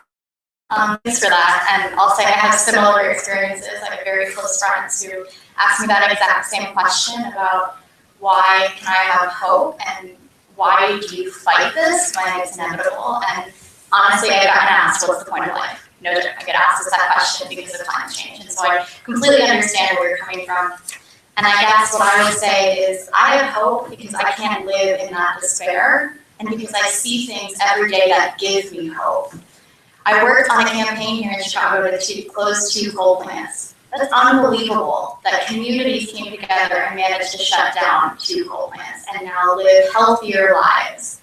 That gives me hope. What I see every day is people changing their lives and deciding to do something on an individual level and support something on a larger level, and that gives me hope. And as long as we keep seeing things like that, you can't just fall into despair. There's more things you can do. And it's not just about political action. Grassroots is political, but it's also social. It's also going out and doing things like planting trees to help produce more oxygen. It's about finding something that you can do a little bit every day, or if you can, a lot every day, that does a little bit to change what's going on. And taking hope in those small actions. Other questions, other responses? That's a pretty good answer. There's a lot we can all do. The next question comes from the gentleman over here right by the light stand. You right, sir? Hi. There were reports recently in the media regarding George global warming, not even a stop, allegedly, but not have been reversed, going in the other direction. Any truth in that? And a follow-up, kind of, especially for Jean-Joseph. What are the differences between Arctic, North Pole, and Antarctica, South Pole? Apparently they are not going in the same direction. Thank you. Thank you. Yes, I can try to answer this. So I think you are evoking what we call the pause in climate warming. But, okay, so the warming over the last 15 years was between 2 times and 3 times slower than the 3 decades before. This is correct, but we have there's a lot of reason, including solar forcing, including more heat in the ocean to explain this. And clearly, I mean, we start the prediction of global change 20 years ago, and we are really unfortunately really where we were expecting to, or we were predicting 20 years ago. So I think, no, it's clear that what we are doing with greenhouse gases, we are only accumulating heat. The problem is that only 1% goes into the atmosphere, 93% in the ocean, and you are not to reduce warming to what's happened in the atmosphere. You have to look at Antarctica and Greenland. So you have to look also at sea level, real indicator of warming, because it's indeed it includes both warming from the ocean and the expansion of the ocean and melting of glaciers, either from temperate glacier, Himalayas, and this European glacier, and no Greenland and Antarctica. So it is true that I think what you mentioned is that you have this symmetry for the moment between sea ice, I think is what you want to evoke. Between sea ice is decreasing rapidly. Minimum sea ice, I have to be specific. Minimum sea ice.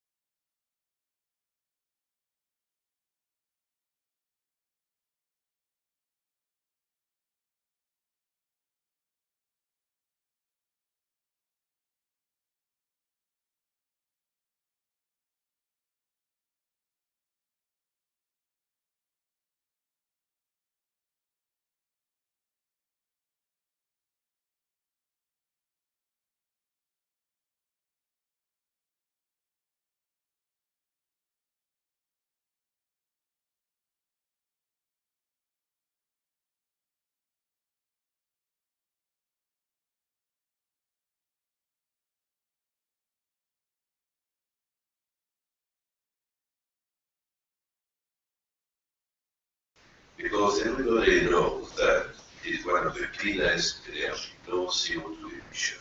But of course, we know also there are some problems. But France has a very good track record of reprocessing the waste and be able to store the waste deep in the ground.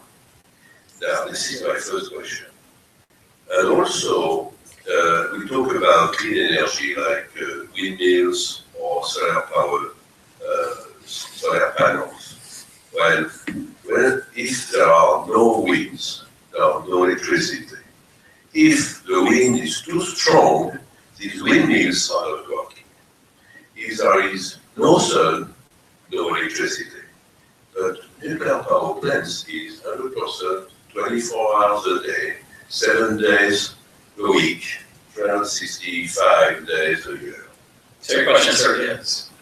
So your question is? My question is, I would like the panel to comment, because to me, it's one solution, and it's not the only one, of course. Thank you very much. So, I start? Sure. We are not, I don't know if you have the same answer, but okay, on nuclear energy, so and myself with the French Nuclear Agency since I started by 47 years, the French Nuclear Agency. But I am not so much, when you say, for example, that France has a good, we have not done yet we have reprocessing, but not yet use, not yet use storage of our waste, nuclear waste in source. This is not done at all. This is only a project at the moment. You are too optimistic on this side. But it's true, I am very confident in nuclear energy in France. But I understand also that people ask questions. But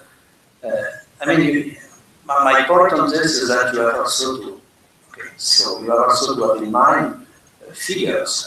For the moment, nuclear energy provides few percent of final energy around the world. Okay, so if nuclear energy developed well on some limits in some countries, even if it's developed without problem, it will only provide between 5 and 10% of the energy. When I talk energy, it's electricity, mobility, heat. It's not only electricity. When I talk energy, I don't think it's, so you are also to think to the other 90 or 95% of energy. So I think it's only a part of the solution. We have discussion in France, we have a debate, we have, I would say, largely political. But this is a situation that worldwide we are also seeing that renewables should be the main contributor to energy in 2050. It is clear that we have a report in IPCC about renewable energy which shows that these investments are correctly done. We could provide 50% of our energy in 2050 through renewable, even if you have some problem with wind, with wind farm, with the this is really this is really serious. I mean, you have to invest in storage, we discuss of storage, but worldwide you have to think also renewable. Bryce was during lunch was talking about his life journey in the car, so.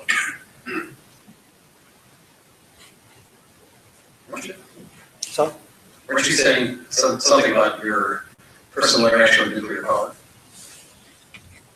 Yes, well, when I was younger, I was anti-nuclear. Yes. And now? Now I think it's difficult to go without nuclear. But I think we have to improve nuclear. And it's starting slowly. I was quite happy to see that after Fukushima, there's a strong move for international cooperation between operators of nuclear power plants, which is absolutely needed, so that's a good point. But of course, I believe, like Jean, that in the long term, renewables is irresistible. I mean, it's because it has lots of advantages. And so the question is, how do you find the system to back up renewables when you have a problem of interruption of wind, etc.? So you need some flexibility. So we don't exactly know what's going to happen, but we need something flexible. We're going to invent smart grids. We're going to try to find a way to store electricity. So the future is quite open. But I think for the time being, yes, in any case, for countries who are already nuclear, keep it as long as you can and go your transition using nuclear power. Yes, I believe we cannot go without it. Did you have a comment? Sam, Karen, comment? No? Yes? Moving on to our next question. Sir, do we have another question? Yeah, you'll be next. Yeah, in fact, you'll be next. Thank you for coming today, panelists. I'm from Chicago too. Chicago is a great place. My question centers on, it's a comment followed up by a question. There was a study done recently, it's called the REMI study. It was by a Fast Action worldwide group called the Citizens Climate Lobby, looking at a simple coal tax or a carbon tax that instead of being collected and kept out of the economy, it's given back to people on a per capita basis worldwide. And all it does is tilt the balance away from carbon fuels and gives businesses, many of whom are here in the Chicago area, a chance to build models that are going to be sustainable. One of the problems in renewable energy is that we have incentives that expire and it's hard to build a firm business model on something that's temporary. So I guess my question is, would a worldwide carbon tax that was given back to the people be palatable by both sides of the political parties and by the people of the world? Karen, I'm going to call on you to try and handle that one. Closest to a politician. I think some of the questions are broadly who has jurisdiction, who can decide, et cetera. And those are all questions that are outside of the scope of a city. And that's why your intro question of if we had 3 world leaders sitting here, what would we ask of them is an important way to frame this. We're leading up to talks in Paris. And as Richard Sandor said, Chicago can't play. We're not officially a party to those talks. But there are some really interesting articles, there's some interesting studies and interesting economic models on that. The Harvard Business School just recently had an interview with one of the economists who's looking at different ways of taxing and what you might do with proceeds. Those are the sorts of questions that have to get looked at a national and an international level. And certainly we look for that leadership to set the stage broadly for what the solutions will be on the ground in Chicago. And we're highly confident that more solutions will happen in cities, that we've got a lot of buildings, we can make them more efficient. We've got a lot of rooftops, we can put solar on them. We've got a lot of ways to build a city that's more walkable and more bikeable. Those are going to be the kinds of solutions, and we're interested in the broader context to enable many of them. Feasibility of the tax. Yeah, well, the carbon tax, that's what economists think would be the ideal solution for reasons similar to those that you've given. I can't speak for other countries, but in the United States, tax is a dirty word. People don't like the word tax, so you have to figure out something else to call it. And so there's a little more political support for cap and trade systems, which is ironic because the effect of the cap and trade system is the same as the effect of a tax. But that's how things have to be done. Also, I think for political reasons, it's more likely we'll get mandates and regulations that simply restrict certain types of behavior, which is another very inefficient way of reducing carbon emissions. But unfortunately, for political reasons, I don't think a straightforward carbon tax is going to take place in this country. Other comments?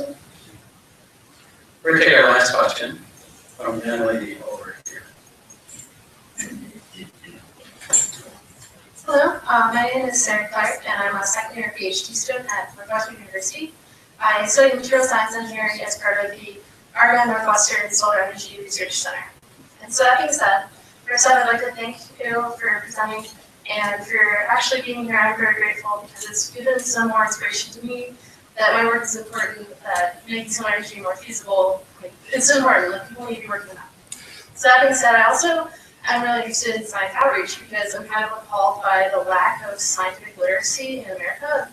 It's not just America, but that's my main concern is that it's declined over the last 50 years. So I do outreach in that regard. And one of the things that was slightly touched upon is that politicians, they really need to be the ones behind this.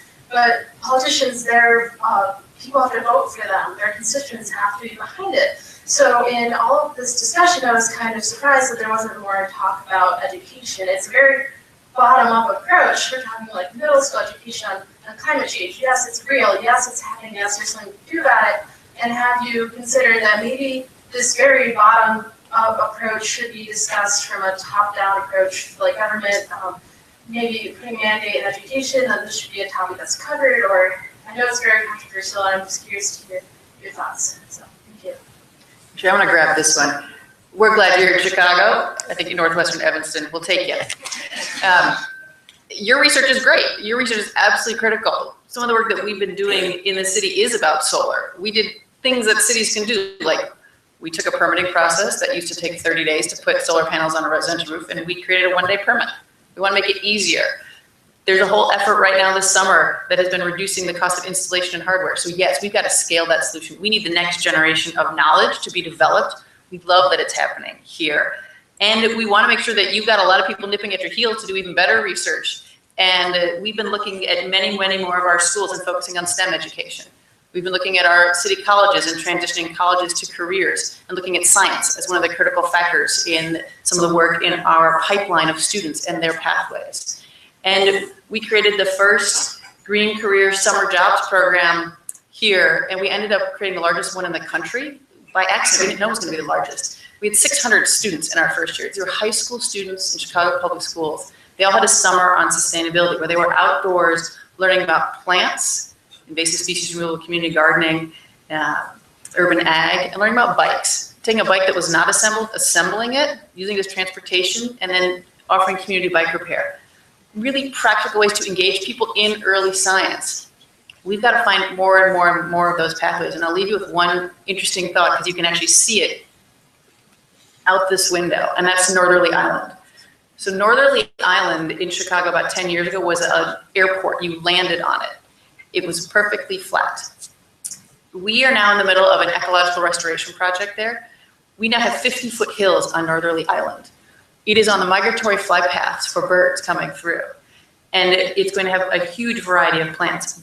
The reason I bring it up in this context, though, is it's right on the museum campus, where you have the Adult Planetarium, where kids learn about the stars, where you have the Shed Aquarium, where kids learn about fish and turtles. And it's right near the field museums, where kids learn about natural history. Northerly Island is going to connect all of that, and it's going to offer things like overnight camping for kids in Chicago who don't have the money to fly somewhere else. They're now going to be able to be in the city to spend the night, to look at the stars they've learned about, to look at the fish they've learned about, and to see some of the history that they've been a part of. And so you're going to have a lot of scientists coming out of Chicago, and we're really grateful that you're leading that pack.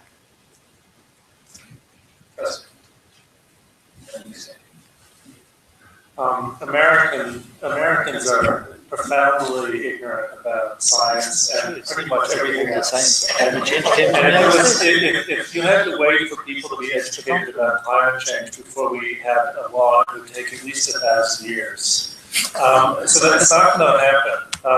Not that your outreach efforts should be disparaged. I'm sure they're important on their own grounds. We cannot possibly think of that as a realistic way of dealing with the problem of climate. I think the only way to deal with that problem is the elites in this country, businesses, politicians have to basically agree to tell people that the costs are not that high, and that the harms are increasingly visible in the form of hurricanes and things that actually threaten people. And if they do a good job at that, I think people will go along while remaining as ignorant as ever. I hate to sound cynical, but I think that's the way it will work. And that's the way it's worked in the past as well. Comment on that, I want to say two things. One, I think you're going to have a really good point, which is education is one of the silver bullets. I actually grew up in an area full of climate deniers and was a climate denier myself as a child.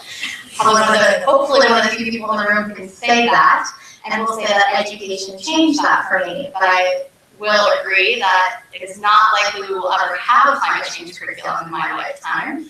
I think it would cause a bigger debate than evolution. But I will say that your science outreach is important, and I think it showcases what students can do. Who here in this room is a student? Can you raise your hand? PhD, yeah, exactly. So all of you are in a unique position to do things like participate in education outreach programs that reach our young people, or go to rallies in the middle of the day because it's between your classes and you don't have to work. Yes, do it, you should, you'll be happier. Or go out and start a program that addresses issues about climate change that you really care about. So I think hinging on the fact that education provides you with those opportunities is really important. Yeah. So, I believe it's I think we are I hope that we are not just in the same way that we talk about the US in France, but this is only my hope. But okay, so I try to do a lot in school and so on. I was very proud because yesterday I received a mail from my granddaughter. She's 13, and she told me, come to our school for talking about climate change. And this was yesterday, it was the day before. I just wanted to add that most of the science of climate change comes from the United States, came from the United States. It's United States scientists, it's Revel, it's Keeling, it's Schneider, it's Hansen. All these guys have learned us about climate change. So there's this incredible discrepancy between this science in the United States and what's happening in your Congress. But even so, because to tell you the truth, I was inspired by the United States. It was California more than she came back. But I mean, the environmental movement started in San Francisco and in Vancouver. I mean, that side, it's incredible. You must know that. All started here. And even the leadership of the United States was also political until President Carter, to make it simple. And suddenly it changed after. But even look at California. Look at comeback kid Jerry Brown. I mean, bipartisan, the policy in California was to reduce the energy footprint, etc. So, I mean, you must not feel, I would say, guilty or whatever. It started here. So it's just, come on, wake up a little. It's going to come back. So there we are. So I could ask each of you to give a final thought, just a brief final thought, but sorry. I'll repeat some of what I said, which is just have hope and do something. Get out and either with your free time or with your job, just go and do something today and each day that changes the world. Yes, you had a famous radical writer called Jerry Rubin. You know, I don't know, nobody was born already. And he wrote a famous book. The title was Do It. I'll just add in Chicago to that. Yeah, okay. No, as a scientist, I will only say that we are still to do good science and continue, because there is still questions which are posed, uncertainties, and we have to provide you with the right answers and projections will help you to adapt and to fight against climate change. So it's also a role to do that. I'll just add that we should honor the scientists who have contributed to our understanding of this problem, and aside from that, be realistic.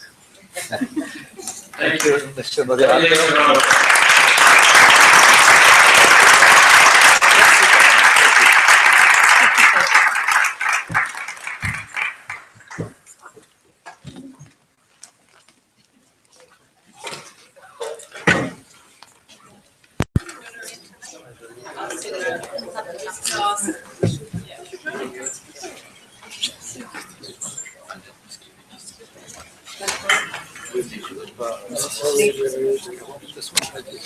Yeah, just be a minute to assemble the next panel.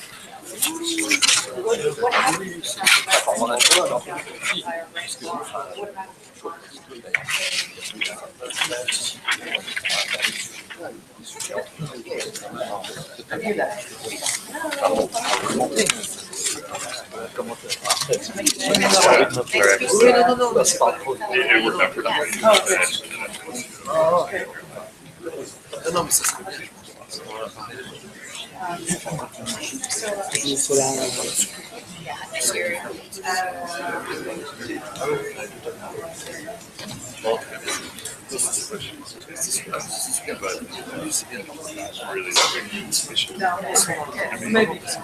Yeah, but we don't. Yeah. I've got Yeah, I think we'll give it, yeah. Okay.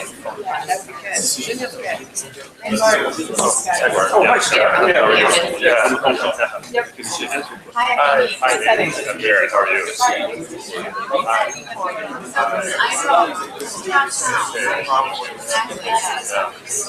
Oh, Scott. Scott. Yeah, I don't have a tag. No, no worries. Yes, we were at before, and here you have to hear. Okay, great.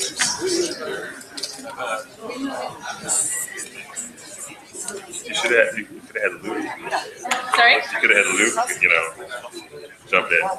This is like policy blocks.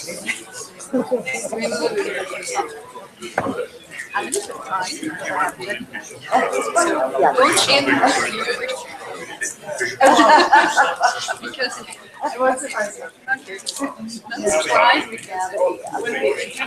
Yeah. Some topics are way more. That's right. Then we went to World and here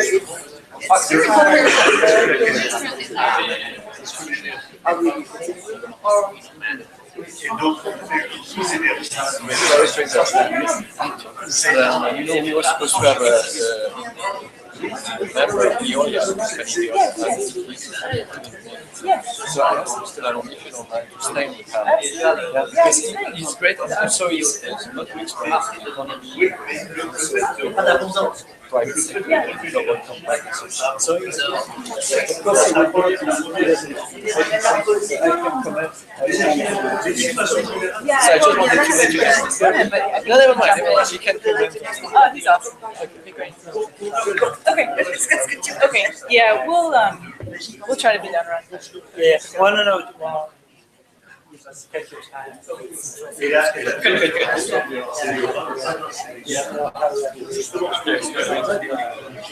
Yeah. Sure. I think we should change it. Yes. Another hour.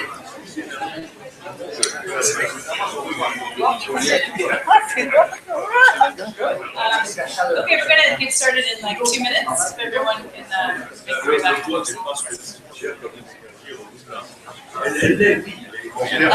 Yeah, he was good. What did Yeah, I gave a little introduction. Oh, cool. And what kind of did he say? What did he say? I mean, kind of noteworthy.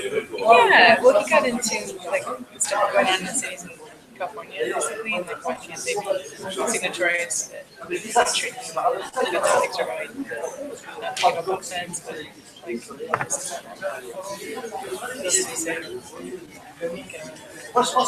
he was good. Always a good. Yeah. Always ahead of the curve. Definitely. Yeah. I mean, he's certainly had more points than Whatever he's talking about is going to be relevant in it's like 5 years. Yeah. So Bart, Scott actually worked with Richard at CCX way back when. Yeah, that's fantastic. Yeah, it's pretty cool. Great stuff to have in your resume and history. And Bart and Richard go back a long ways. Yeah. Work on carbon markets. Sounds like you've known He's a each great other. guy. About 15 years. I was with him when it wasn't even CCX, in fact. Oh. We came up with the name in his office. Wow. Yeah, just a couple of us. There's only 5 people working there. And it was just a research project, through the grant from the Joyce Foundation. I went to grad school after that. Fun times. I'll never forget the way he was in the office. Whoever he wants to talk to, he just picks up the phone. Yeah. And he never stops. Yeah. It works. Yeah, he has that influence. I sent him an introduction, like I had, it was sort of coming to fruition while we were graduating, and I had never even thought about it. And now you can't talk about carbon markets without talking about carbon markets. I mean, there's some energy that is really the one who really got to go.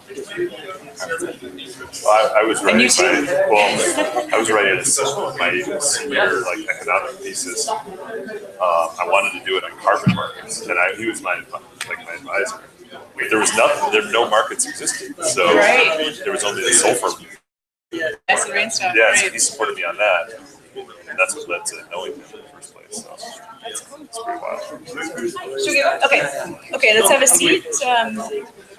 And Bryce is going to join.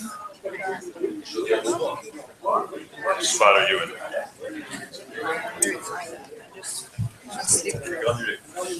So they had Oh, I'm under. issues with hearing in the back. I have yours.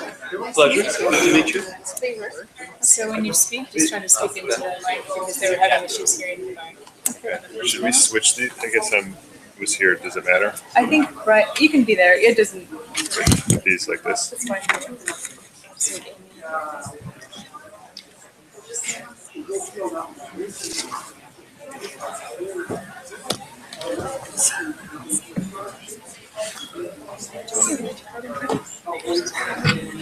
Sure. Okay. I'm good. To the extent that I'm happy. I'm real happy to talk about it. Great. Progressive's got to get over it.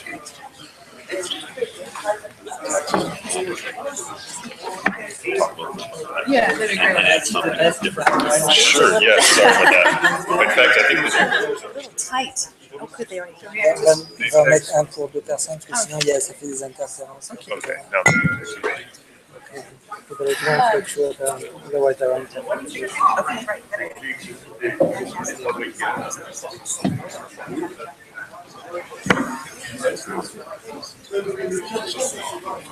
Sure. Okay. Yeah. Yeah. Okay.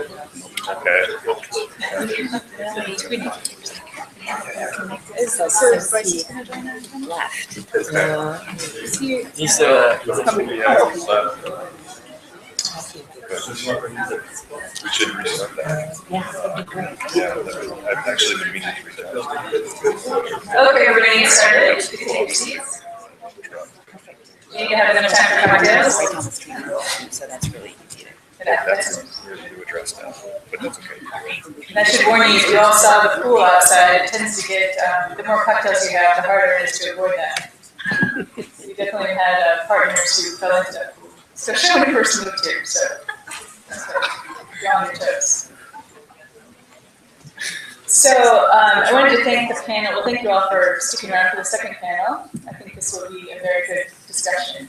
And I think the first panel did a great job of sort of teeing up the need for urgent action on climate change, which I think a lot of us probably believe is the case, but they provided some more sort of concrete examples and solutions and science behind why we need to act now and keep the warming below 2 degrees Celsius. So our panel is not going to talk about whether life is worth living with climate change on the first panel, but we are going to talk not about the impacts on companies. There certainly will be impacts on companies from climate policy. On the fossil fuel industry, obviously, is going to be impacted. That's the whole point of sort of having carbon policy. The focus of our panel is actually going to be on what are sort of the economic opportunities and new industries that may result from climate policy. And in that, what sort of policy do you need to incentivize that sort of action? So we have a great lineup of speakers. I'm going to give a brief introduction to them. Their full bios is in your program. So right next to me, I have Bart Schulten. He's the former commissioner of the Commodities Future Trading Commission. Actually, just former. He was there until April of this year, and now he's a policy advisor at DLA Piper. Then we have Ameri-Can. She's with Associate Professor of Economics at HEC at Paris and the Head of Carbon Markets and Research Division at CDC Clermont in Paris, France. And then we have Amy Franzetic. She's the CEO of the Clean Energy Trust here in Chicago. And Scott Barron. He's the Global Product Line Director for Acciona Wind Power. It's a Spanish wind turbine manufacturer here in Chicago. And then we have another one at the end of the table. We've been hanging around from the last time. No, we're very excited to have Bryce Leon, who we know from the first panel, also joining our panel. We appreciate his perspective as well as ours. So I think to begin with, it makes sense. In the US, we're sort of just getting going on climate policy on the federal level. The states have been at it for a while before the feds have now started getting going on it. But I think it makes sense to sort of look at Europe as sort of a leader in climate policy. They've obviously been at it a lot longer than we have. For the past 10 years, in fact, they've had the emissions trading scheme, which is their cap and trade program that covers power plants and large industrials. So I think it might be worth it to discuss and have Emily comment on sort of what has happened in Europe and sort of things that we can learn from Europe and the US as we move forward sort of with the eye on the prize in 2015. Okay, thank you, Marissa, for your question. I would like to thank you, all organizers, for this event. It's a dialogue event. It's very important on the road to Paris to share our experiences. So I'm very impressed and very happy to be here today. In fact, the European Union is a very interesting laboratory in terms of implementation of climate policies. We are 20 member states. We have very different economic situation. We are very different energy mix. We have different languages. And so it's very interesting to draw some lessons from the experience of the European Union, because we have different level also of Yes, we have different level of policy. We have some European level, such as a carbon market among all the member states, and we have national policy. Now, in terms of carbon pricing, we experience a carbon pricing mechanism now 2 decades ago, since 2 decades. Northern countries in Europe, such as Sweden, Norway, have implemented first carbon taxes in the world. Since 2005, we have chosen a climate policy at the European level, common targets, and the European carbon price. The European carbon price, or the EU emission credit scheme, covers almost now 15,000 installations among 21 member states. The most part is the power energy sector, and the other part is industry sector, such as cement, aluminium, or iron, glass, paper sectors. So the aim of this carbon market is to implement a constraint to reduce CO2 emission, and the EU ETS was launched to help member states to achieve their Kyoto Protocol. Since 2008, our climate policy is now coordinated with other energy policy that have impact on the CO2 emission reduction, with the famous framework of 3 times 20% package. Minus 20% for CO2 emission reduction, with this is a legally binding target divided by member states, and we have two groups of sectors, industry and power sector that are covered by the EU ETS, the carbon market, and this is a communitary, a common policy, and we have national policy that cover other sectors, so the non-ETS sectors, which are buildings, agriculture, and transport. We have a target on renewable energy. This is a legally binding target at the European level and also at the member state level. We would like to achieve a share of 20% of renewable energy in energy consumption by 2020. And the last target of this package is related with energy efficiency, and we would like to achieve an improvement of 20% by 2020. And this target, this is the only target, it's not legally binding at the national level. So where are we with the implementation of these targets? In 2013, we know that we are on track to achieve our CO2 targets. In 2011, we have reduced CO2 emission by 70% compared to 1990. On the EU ETS, especially on power sector and industry, emission reduction have been by minus 12%. On renewable energy, I think we could achieve our target of 20% by 2020. In 2011, we were at 13% level. And on the third target on energy efficiency, the European Union will likely to miss its indicative targets. So the question now is what kind of lesson we can draw from the European experience. And in the discussion on the next international climate agreement, I think we can draw 2 lessons that could be useful to share with other governments also.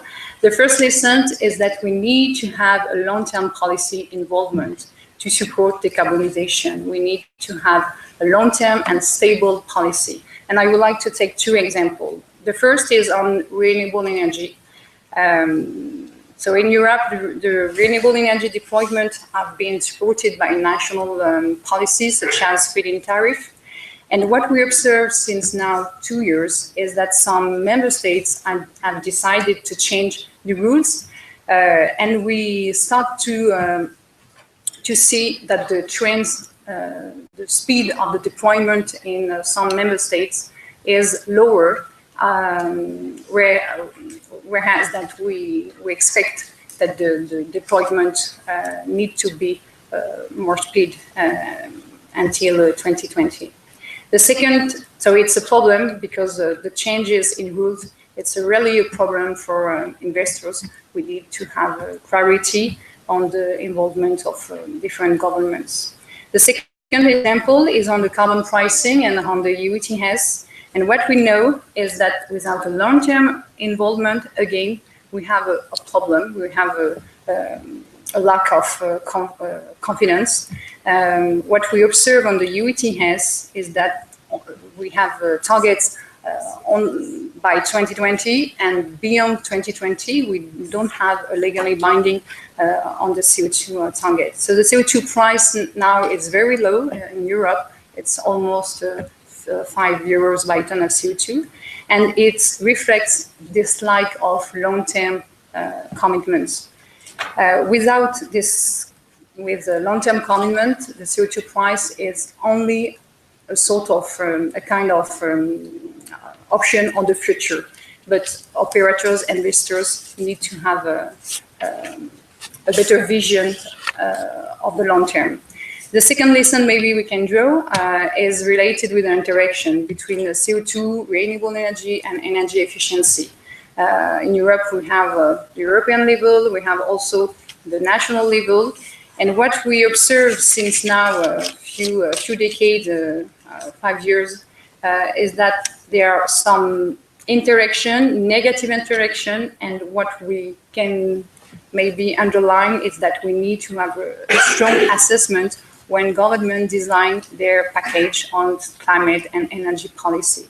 One example again, on the power sector, what we observe on the power sector covered by the carbon market in Europe, what we observe is that between 2005 and 2012, almost half of the CO2 emission reduction have not been driven by the CO2 price, but by the deployment of renewable energy.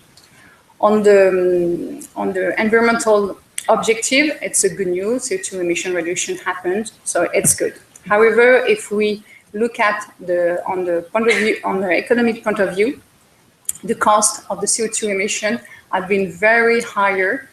We have several studies that underline the fact that CO2 emission from the renewable energy policy have been more than 6-10 times higher. The cost has been 6 or 10 times higher than it would have been with the carbon price. So definitely the issue of the interaction between CO2, renewable energy, and energy efficiency, it's a big issue.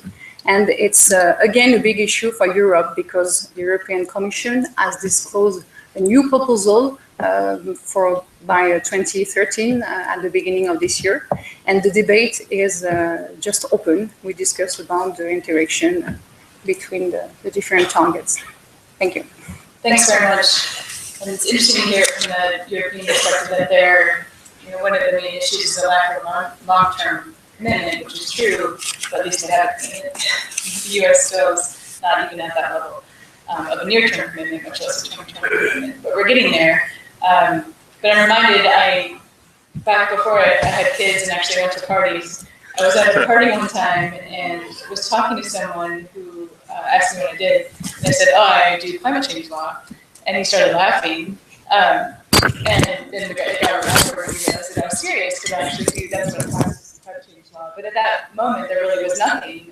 In the US, there was just sort of discussions about it, and we were sort of poised to pass legislation on the federal level, waxing murky. There was a lot of momentum, learning from the EU experience, like what we could do in the US.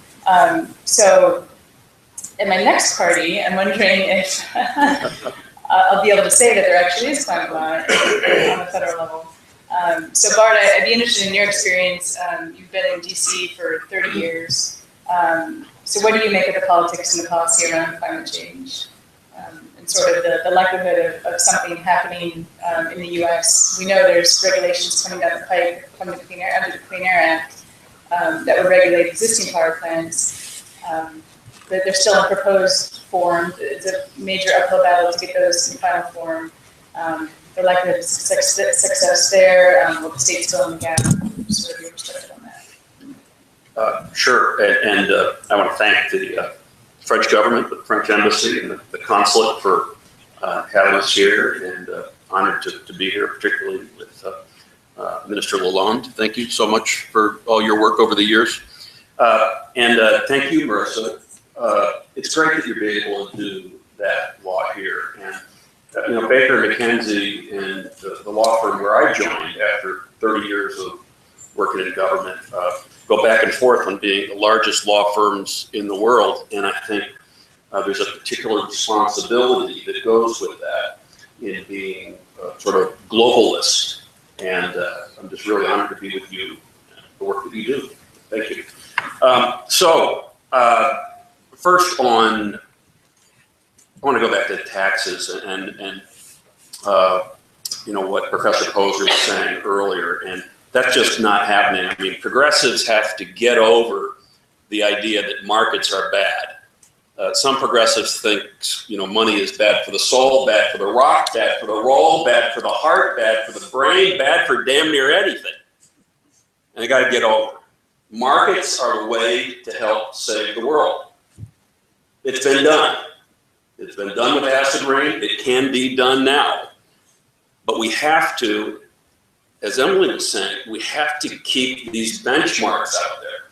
I mean, we had this great thing that so many people are proud of, at the CCX, the Chicago Climate Exchange, which no longer exists. Kaput. Because they didn't have these targets. As Emily says, you know, the price is, what would you say, five euros per ton? It's crazy. So we need to get that, and the way to do it is really going to be cap and trade. But it's not going to be on a federal level, at least not anytime soon, unfortunately. The administration, I think, totally messed up the message, the politics, and the policy on this back in 2009. Abomination, I think, what they did, and I say that as a Democrat. They messed it up. They're trying to make good now, and they're doing some decent things, and maybe we can get into that a little bit later. I don't think that's the be-all, end-all, because as Marissa knows, a lot of the law around the Clean Air Act amendments, what the EPA is doing is going to be challenged. It doesn't mean that they don't. You know, if you go back to the Supremes, and what year was that, 2007? When the Supremes passed the Massachusetts versus EPA and said that the government, the EPA, does under the Clean Air Act have the ability to regulate greenhouse gases. They have that, but they're trying to push the boundaries, and, you know, more power to them. But I think there are going to be folks out there that are going to challenge this. So that's not ultimately the way we get past this, doing it administratively. And by the way, the election happens, the presidential election, could all go away pretty quick.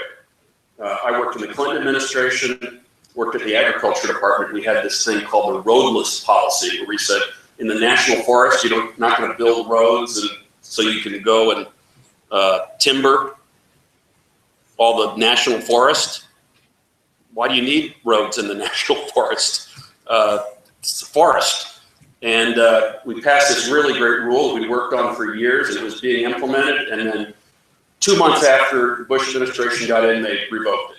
So all of these things, the EPA, they're not long-term. They're not going to give you the certainty and the stability that you've spoken about, and that have caused the demise of this really great exchange in the U.S. So anyway, I could go on, but the bottom line is that it's going, I think carbon markets in the U.S. are like marijuana. I think they're like pot. I don't think they're going to pot. I think they're like pot. And here's why. Because we don't have a federal law that legalizes marijuana. We're probably not going to have one anytime soon. But we do have carbon trading in the U.S. We do have pot that's legal in certain states. Like pot, carbon markets will start. It may be California, but it maybe other places too. We got the Northeast Reggie. It may be in the Midwest. So like pot, I think ultimately we're gonna get high on carbon markets. Bryce, would you have any comment on sort of the likelihood of a carbon market on the international scale? I know you were involved in the Kyoto Protocol and some of those discussions where the U.S. was not a part of it, but they instituted the international market, and sort of interested in your perspective on that. Actually, it's the US who inspired the European Union, because in Kyoto, the European Union came to Kyoto with the idea of having a tax. And they were convinced by Al Gore, who said, hey, we've got a good thing. We've got the sulfur acid. We got rid of it with the market. So it's funny, I mean, that's history. It's completely paradox. I think it's one thing I wanted to say which is very important, and it's the example of the European Union compared to the United Nations. It's not exactly the answer to your question, but it's important because in the United Nations, you have no initiative coming from the United Nations. The United Nations is only a secretariat, and Ban Ki-moon is a secretariat. He's not the president of anything, he's just a secretariat. In the European Union, you have the Commission, and the Commission makes a proposal and says, you Spain, you do that. We suggest. You Hungary, you do that. You UK, you do that. You Denmark, you do that. And after that's on the table, you have a proposal, and the people discuss. Now we can't do that. It's too much. But you have a proposal. In the United Nations, no proposal whatsoever. And of course, you understand that a country cannot make a proposal for the other countries. Oh, you should not even dare do that. So nothing happens. That's the main difference, which is so important to understand. So, I've got that, okay. Now for the rest, the big question is, countries, especially the developing countries, they are completely obsessed by something called CBDR. CBDR means common but differentiated responsibility, which is an excuse for something called risk calculation. It's not our fault, it's your fault, and I did that, okay. And of course, the question is, the price of carbon, must it be like the Brent?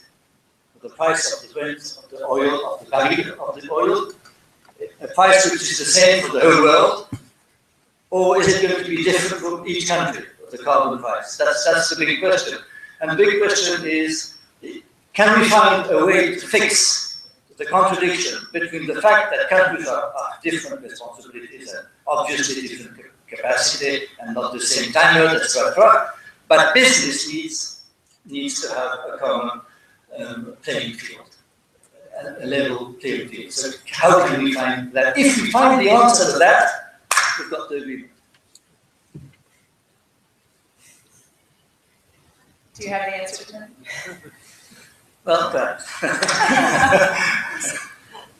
Well, in the absence of federal regulation right now on climate, there are many companies who are taking climate action. And in part because I think businesses see the writing on the wall that carbon pricing is probably coming down the pipe. They may see there's some reputational advantage to be a green, or sustainable.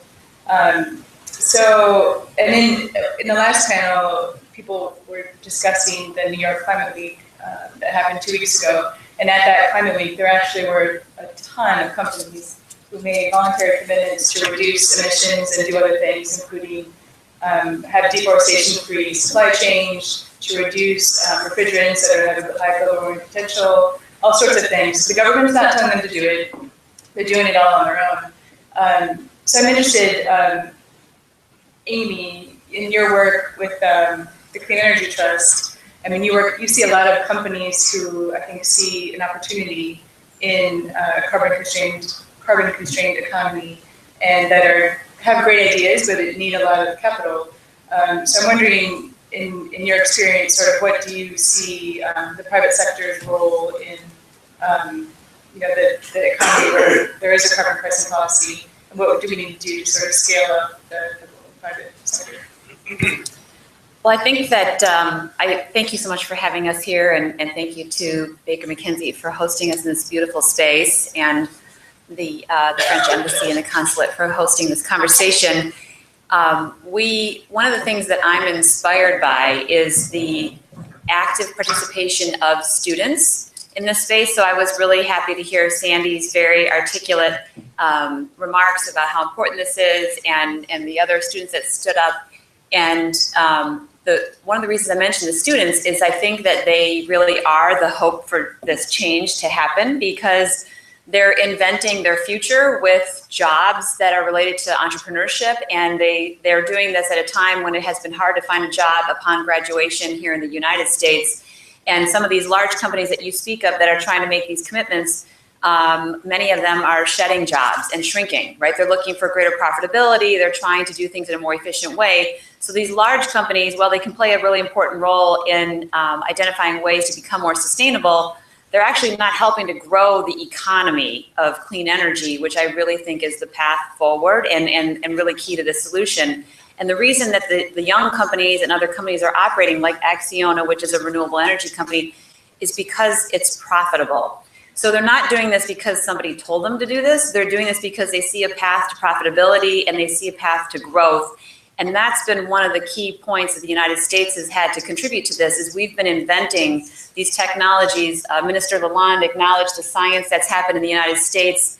A lot of the early research in solar panels and wind energy occurred in the United States, and the manufacturing scale-up happened in other countries in Europe and Asia. And so that same invention is still happening in the labs, in the universities, and these students are requiring support for their entrepreneurial ideas. So that's the movement that's sort of underfoot. And I think, Sandy is a good representation of that. There's Jason, who's here from IIT. He's in a Master's of Environmental Science program at IIT. The students have required at the university level majors aligned with their personal values around sustainability, environmental policy, environmental science. These jobs, other than the few climate scientists that were mentioned in the last panel, these kinds of majors didn't exist at the university level when we were in school, and now the students are requiring this and the universities are responding.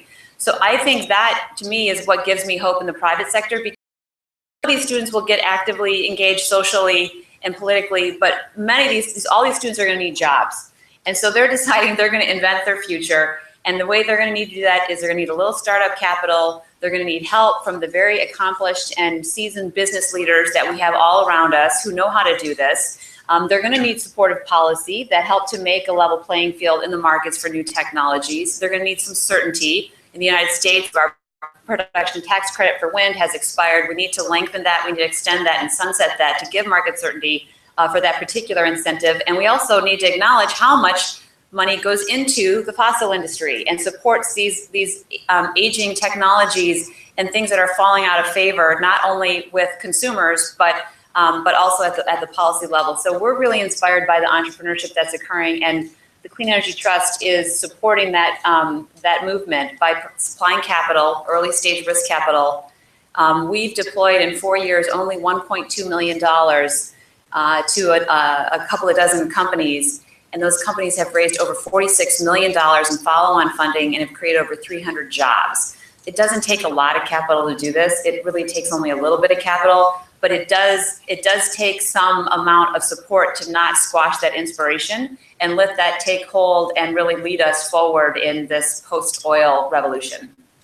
Just real quick, because it is a tag on to what you're saying. You got me thinking, and then with what Sandy was saying earlier, that when CCX was doing sort of gangbusters, relatively gangbusters, it was because a lot of the firms were looking at their profit motive and they were thinking there's going to be cap and trade. I'm going to hedge my risk. I'm going to start getting credits now. So it was economic first, but it was also marketing. It was also branding. And more, I think that's where people can come in with their buying power, and where, this isn't just one answer. It's not just getting in the back room and having a meeting. There's a bunch of things, like meetings like this, by the way, and more of them. But also going down to consumers, going back to people all across the country that have an impact, and that businesses look at it, at not doing something on climate, as an economic risk. They may lose customers if they don't. And that's starting. You see it all around you. It's happening. But whatever we can do to augment that, to make people think, wait a minute, I can get a competitive advantage. It's an opportunity if I do the right things environmentally. That's what will ultimately drive them, I think. Great, thank you. And I think one hometown example of a private sector area that will benefit from climate policy is the wind area. Chicago is home to like an amazing amount of wind companies and solar companies, and I think they're job creators. They also contribute to the local economy. I have my own personal interest since my husband is also in the wind energy business, to have them sort of be supported and continue to be a part of the solution. So Scott, with your role at Acciona, I'm interested in what you think of, how wind fits into the solution to where the U.S. needs to go on climate, and what has happened. Why is it not expanding to the extent that we think it could be? Thanks, Marissa, and thanks for having me on the panel. And I heard a lot in the last panel too. I mean, there's a lot of belief and I guess the idea that sort of renewable energy is destined to succeed, sort of thing. It's going to be a key part of the solution for climate change. I'm a believer of that, and I think that's definitely true. And if you look at some of the numbers around the industry, you can see why that kind of statement is true.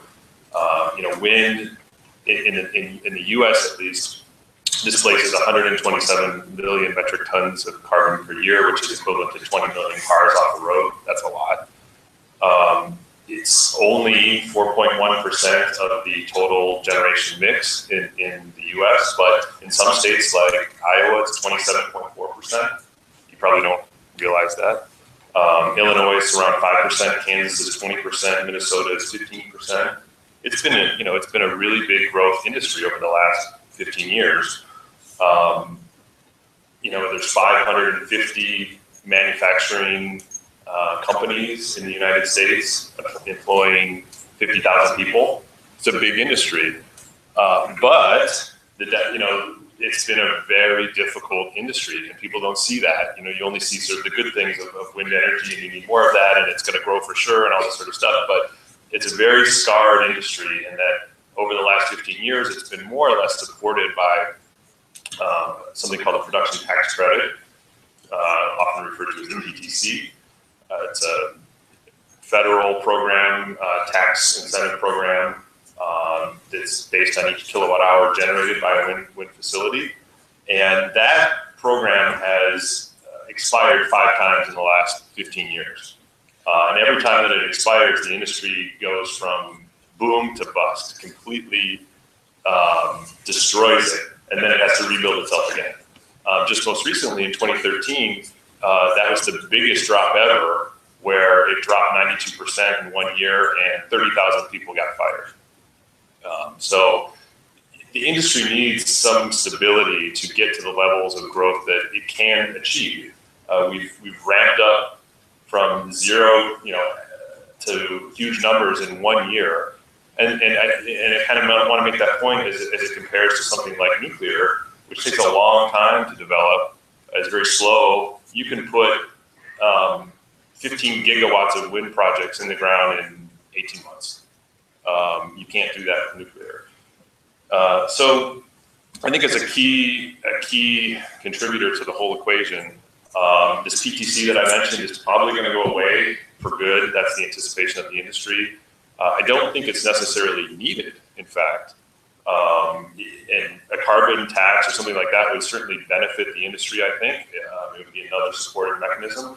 But honestly, there's kind of like 3 pillars to make wind energy succeed. Energy demand, which by the way is contrary to energy efficiency. Those two things go against each other. Energy demand helps the wind industry. People need more power. Natural gas markets, which basically are setting the marginal cost of electricity, which wind is kind of competing against, or to compete. Natural gas, as most people are reading in the papers with fracking and such, is very cheap, cheaper than it's been on average over a long period of time. And then technology needs to be low cost. technology-wise alone, wind has come down like 50% in the last couple of years. That's a dramatic drop. I mean, you know, at Acciona, we're working on new products all the time. Just to give you an idea of what we're talking about these days, you know, we're putting out a product with 132 meter rotor diameter wind. You know, spans a picture Soldier Field and another third of it spinning in the air. And that's commercial in 2016. So, you know, it's advancing a lot.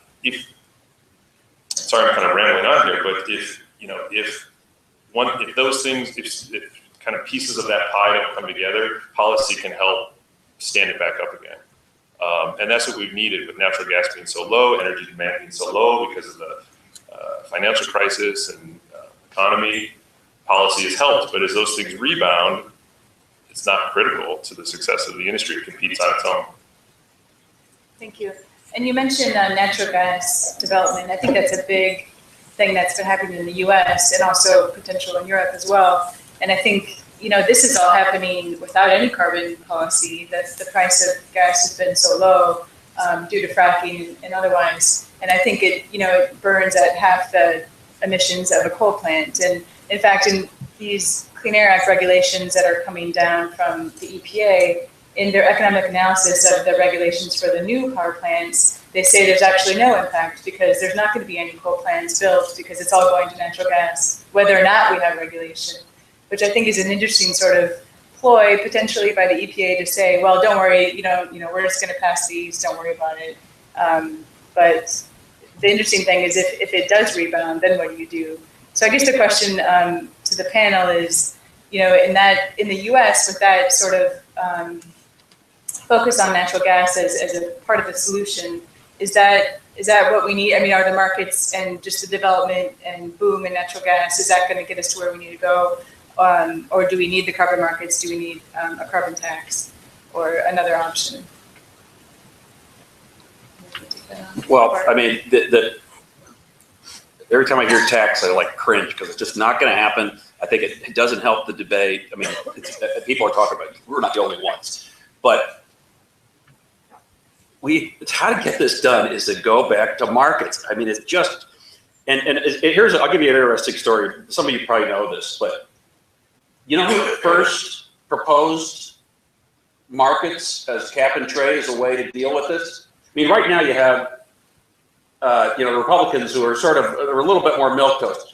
In 2010, it was part of their platform to oppose cap and trade. 2010, cap and tax, they called it, of course. Cap and tax was the one that worked. The one that didn't work, the acronym or the little moniker that didn't work was the light switch tax. That didn't work, but then they got cap and tax and that worked. Okay, so all of a sudden it was uber political. But you go back, Ronald Reagan signed the Montreal Protocol in 1987. He got cap and trade done. Bush 41 got amendments to the Clean Air Act. We solved acid rain. Bush 43, his Clear Skies initiative. It's cap and trade. But now all of a sudden, because of the politics in 2008, when we went into it, by the way, even in the debates going up in 2008, even Newt Gingrich said it was a really good idea. Mitch McConnell voted for this just stuff. I know this is all U.S. politics, but Jim Inhofe, these are some of the biggest critics of cap and trade. These guys not only supported it, they voted for it. But then we had 2008 with then Senator Obama, and that's when things changed. Because McCain dropped in legislation to get it done. So it's super political now, and the only way we're going to get this done ultimately is through a market-based approach. If I were up there advising the administration, I'd say, take what Ronald Reagan did and change, sulfur dioxide to greenhouse gases and give it to the Republicans and say, this is what your Lord and Savior got done. How about supporting it? So Emily, are there lessons for the EU ETS in particular that the US should be noting if we do, as Bart suggests, just go ahead and pass it, cap and trade? Yeah. the question you raised is to know if the UETS works or not. And the question raised an intensive debate in Europe because we have a very low carbon price. What I think is that this current low price is just a symptom, is not the problem. And the carbon market works because this current carbon price reflects the current state of the supply and the demand. The supply is fixed by 2020, whereas on the demand side, we have the demand of allowances depends on energy prices, on the level of economic activity, and as we probably know, we have a hard economic crisis in Europe, and we have estimated that around 30% of CO2 emission comes from the economic crisis. So the UETS works. However, we have a problem, is that we don't have a strong carbon price to drive long-term investment in the low carbon technology. And this is a very big issue. The debate is very intensive. The European Commission disclosed some proposal. The first proposal is to intervene in the current phase 3 until 2020. The proposal was voted this year, and last June the proposal of backloading has been implemented. The point is to postpone an amount of 900,000 allowances at the end of the phase 3. The objective is to postpone a big amount in order to support the carbon price.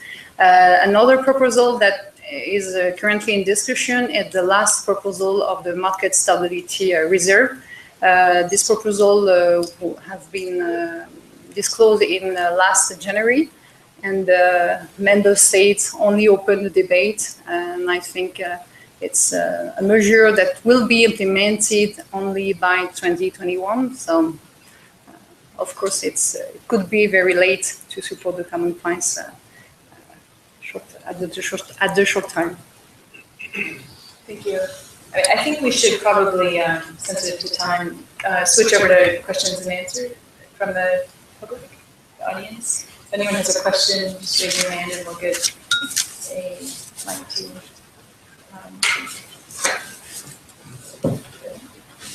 You have a question? Oh, shoot.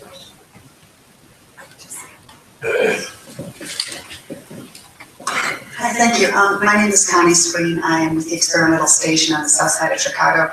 And one of the questions I have, what I do a lot of is look for natural partners and stakeholders in various things. And it seems to me that the insurance industry, and especially the reinsurance industry, are truly natural partners and stakeholders in this. And so I'm just wondering, maybe not the Swiss Re, because the Swiss are always neutral, but the other reinsurance companies, of which there are numerous, what kind of investment do they have in this? Because they're taking billions of dollars of hits in this, and they must be more terrified than the young people, I would think, about their futures. So are they helping to lobby? Are they helping to fund investment? It seems to me that they could play a giant role in this. Any takers on that? The answer is yes.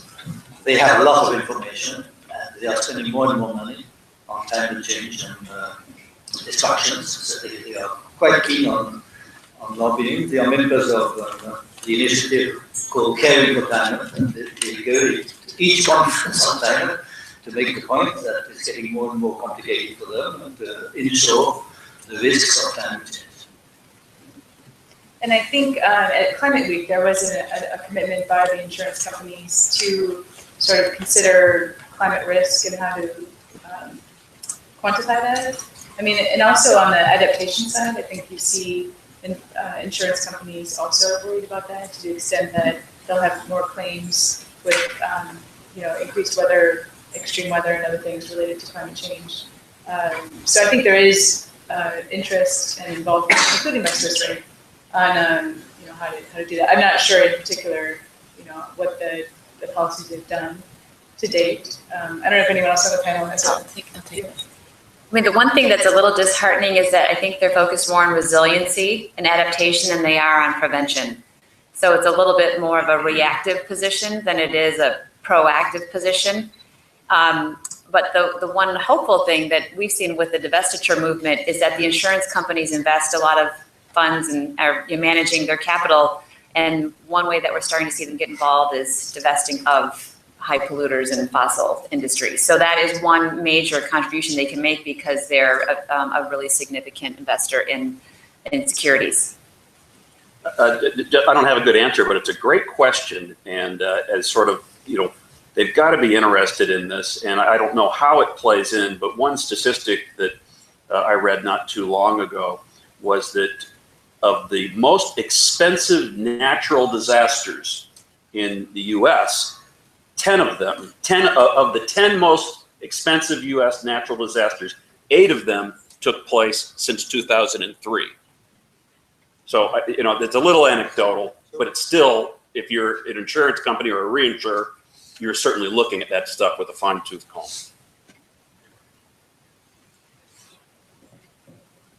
I have another question. And this actually has to do with good news, and Bart, you might be able to give us some insight on this. Right after the climate march 2 weeks ago, some of the standard fossil fuel funds took a hit. So there was a wake up to what the markets were seeing happen around the country. Just as we had a housing bubble pop, what would be the impacts if in the traditional energy markets we had Camille's big sister show up and everyone decided that this was a big issue and we had a huge divestiture of money from the traditional energy stocks investing in the clean energy trusts and things of that kind? How much impact would that have and what positive things might come out if that does happen? Well, it's a great question, but I don't think it's an overnight sort of thing. I think it's a progression, which is why when you see, you have some prognostication about what's going to happen.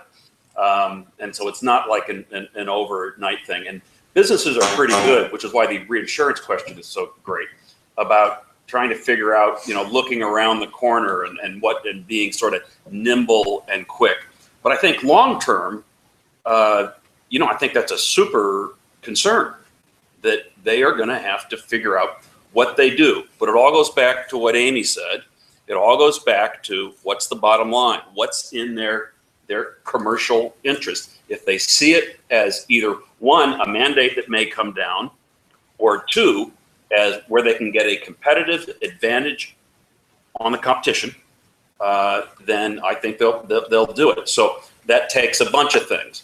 Yes, if you had the silver bullet, it would be you get the treaty. We love Paris, but let's get it done in Peru. I mean, that would be the silver bullet. Let's get it done. But absent that, it's all of these things we're talking about. It's the wind and the renewables and biofuels, and you can use markets, by the way, for a heck of a lot more than just greenhouse gases. You can use it for water. We could use it for soil sequestration. We can use it. We can have a market for trees. You can go long on trees. I'll take that bet. So there's all sorts of great things that can be done through markets.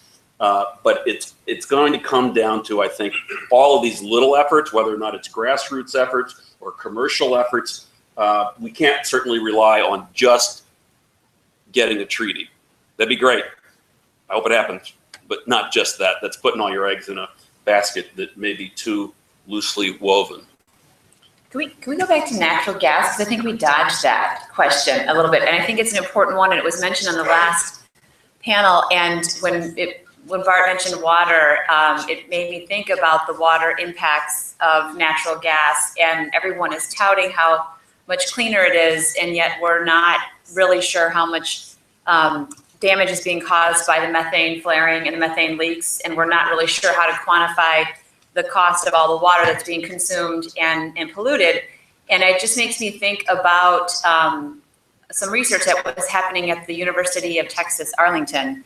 And for the most part, the industry and the EPA has been fixated on understanding what's going into the frack water, and that the frack water may be the cause of the pollution that's happening in contamination at the groundwater. And what the Texas Arlington researchers found is high levels of arsenic and other toxins in the frack water and the ponds that were holding this water.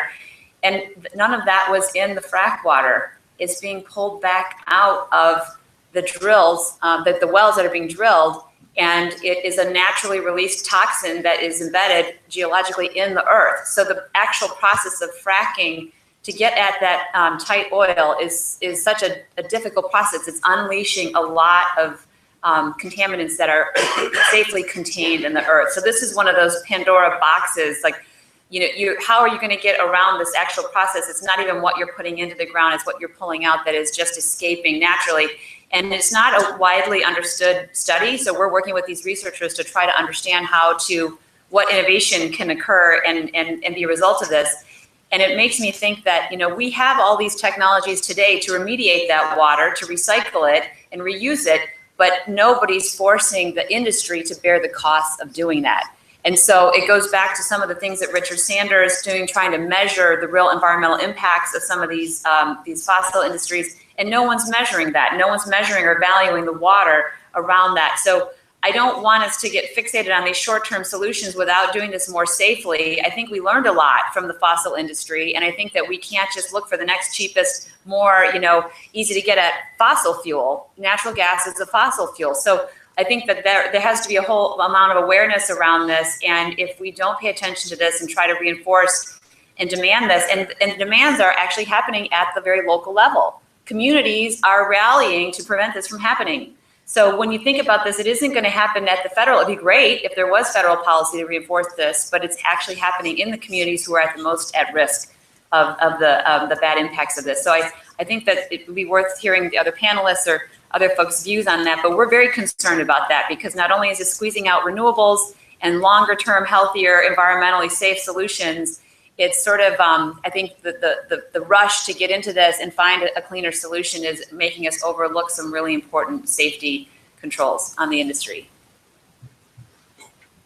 It's one of the criticisms of, even what the good things, I think, in my view, that the administration is doing through regulations with the coal plants, but that then it moves to nat gas and methane and maybe potentially other problems. I'm not saying you shouldn't do nat gas.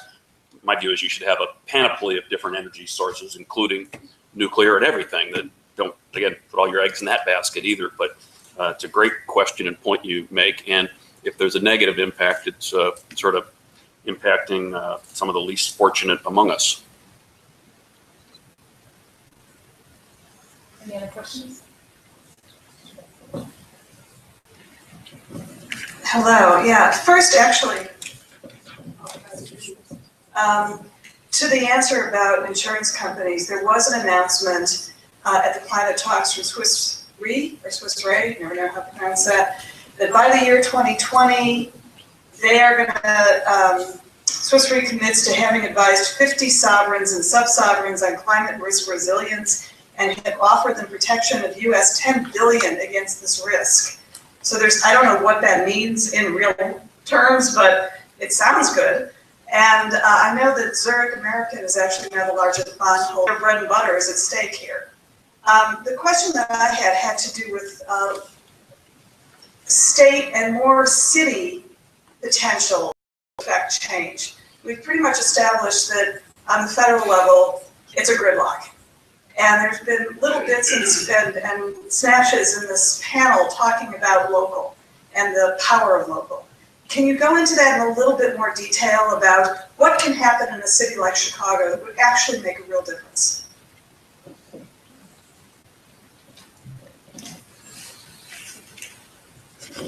I mean, the previous panel was just fantastic. I mean, Chicago's my favorite city, and now I love it even more. But there's all sorts of things that can be done. And it's not just in cities, by the way. That's where you might get your most bang for your buck because it's highly concentrated. In the past, I've worked with farmers who are, instead of tilling their soil every year and having carbon go into the air, and that they are planting more, and they're doing forage crops, and they're planting trees, and they're not burning rice fields as much. So there's all sorts of agriculture practices that can be used too. Matter of fact, back when CCX was doing pretty well, one of the things I worked on was helping farmers create a cooperative so that together they would have enough, they would be able to buy credits and trade credits. They were offered credits rather. So they had enough sequestration, they were going to be able to sell credits. They were selling credits at CCX. So there's all sorts of things that can be done both in urban and rural, but it's going to take sort of a grassroots effort, I think, and that's a noble and worthy undertaking. I thought that Karen actually expressed it really well about the competitiveness of Chicago and how important this was to the people that choose to live here, and also the next generation of folks that are looking for places to live. They want to be in urban environments. They want to be in cities that have good transportation. They don't want to own cars. They want clean air and water, and they're looking at apartments and choosing places to live that are lower cost and have greener sources of energy and high energy efficiency. So we've seen that at a very high level here in Chicago, and the city has done some really excellent studies on how to deploy their energy efficiency policies and dollars, and they've looked at some of the neighborhoods where the multifamily houses are the least efficient structures, and so the folks that are in some of the poorer neighborhoods paying, energy costs are a much greater proportion of their disposable income, and so they directed a lot of their efficiency programs towards those kinds of homes and buildings where that was going to make a bigger difference to the citizens. So I think at the city level, that's one way to address in these densely developed areas, ways to reduce the impacts of the buildings, to reduce the cost of energy for the citizens. That makes it more attractive to live in the cities and to take advantage of the public transportation. The one other thing that we're sensitive to is that a lot of this job creation, especially around startups, the companies that get started, that many of which spin out of universities, and a lot of the cities have excellent universities. So this is another correlation. Here in Chicago, we have a really wonderful universities, University of Chicago, Northwestern, IIT, University of Illinois at Chicago, Loyola, DePaul. These are world-class institutions. And when people are starting jobs, they need support, they need funding to get their company started. They need customers for their product or service. And so there's a way to engage the customers. And in the energy space, those aren't typically you and I, those are utility companies, manufacturers, system integrators. And so the city of Chicago is working with our organization to fund a program and support a program called the Clean Tech Innovation Bridge, where we're trying to attract the participation of these large Fortune 500 companies to engage with the entrepreneurs and the scientists to become the first customers for those young companies. And that's really key. That linkage in the energy space is really, really key. It's not like a website where you can put up a website and have someone find you and you have very low marketing costs and you suddenly have a customer base. You're limited in how you're bringing your product or technology to market. So you need these partnerships with the big, renewable energy developers, utility industries. And then the third thing that these companies need is talent. So if they're going to keep their business in a location and grow it, they need to hire really, really talented folks. And that means you need to be able to hire engineers, scientists, you need really good sales folks, people that have modern technology skills. And these are good paying jobs, not at the startup level when they're so young and they don't have money to pay folks initially, but as they grow, these are really, really good paying jobs. And so I think that that's a really great thing that the cities can do is support entrepreneurship in their communities because it keeps those high growth companies local. And there's a lot of things that they can do that don't take a lot of required energy or expense to bring the big companies to the table and help develop that talent pool that they're going to need to hire over the years. The one last thing I'll say is Illinois is home to 97,000 clean energy jobs, which was a number that our organization counted last year, which is more than the accounting and the real estate industry combined in the state. So it's definitely a large sector of our economy, and it is growing at about 9 to 10% a year.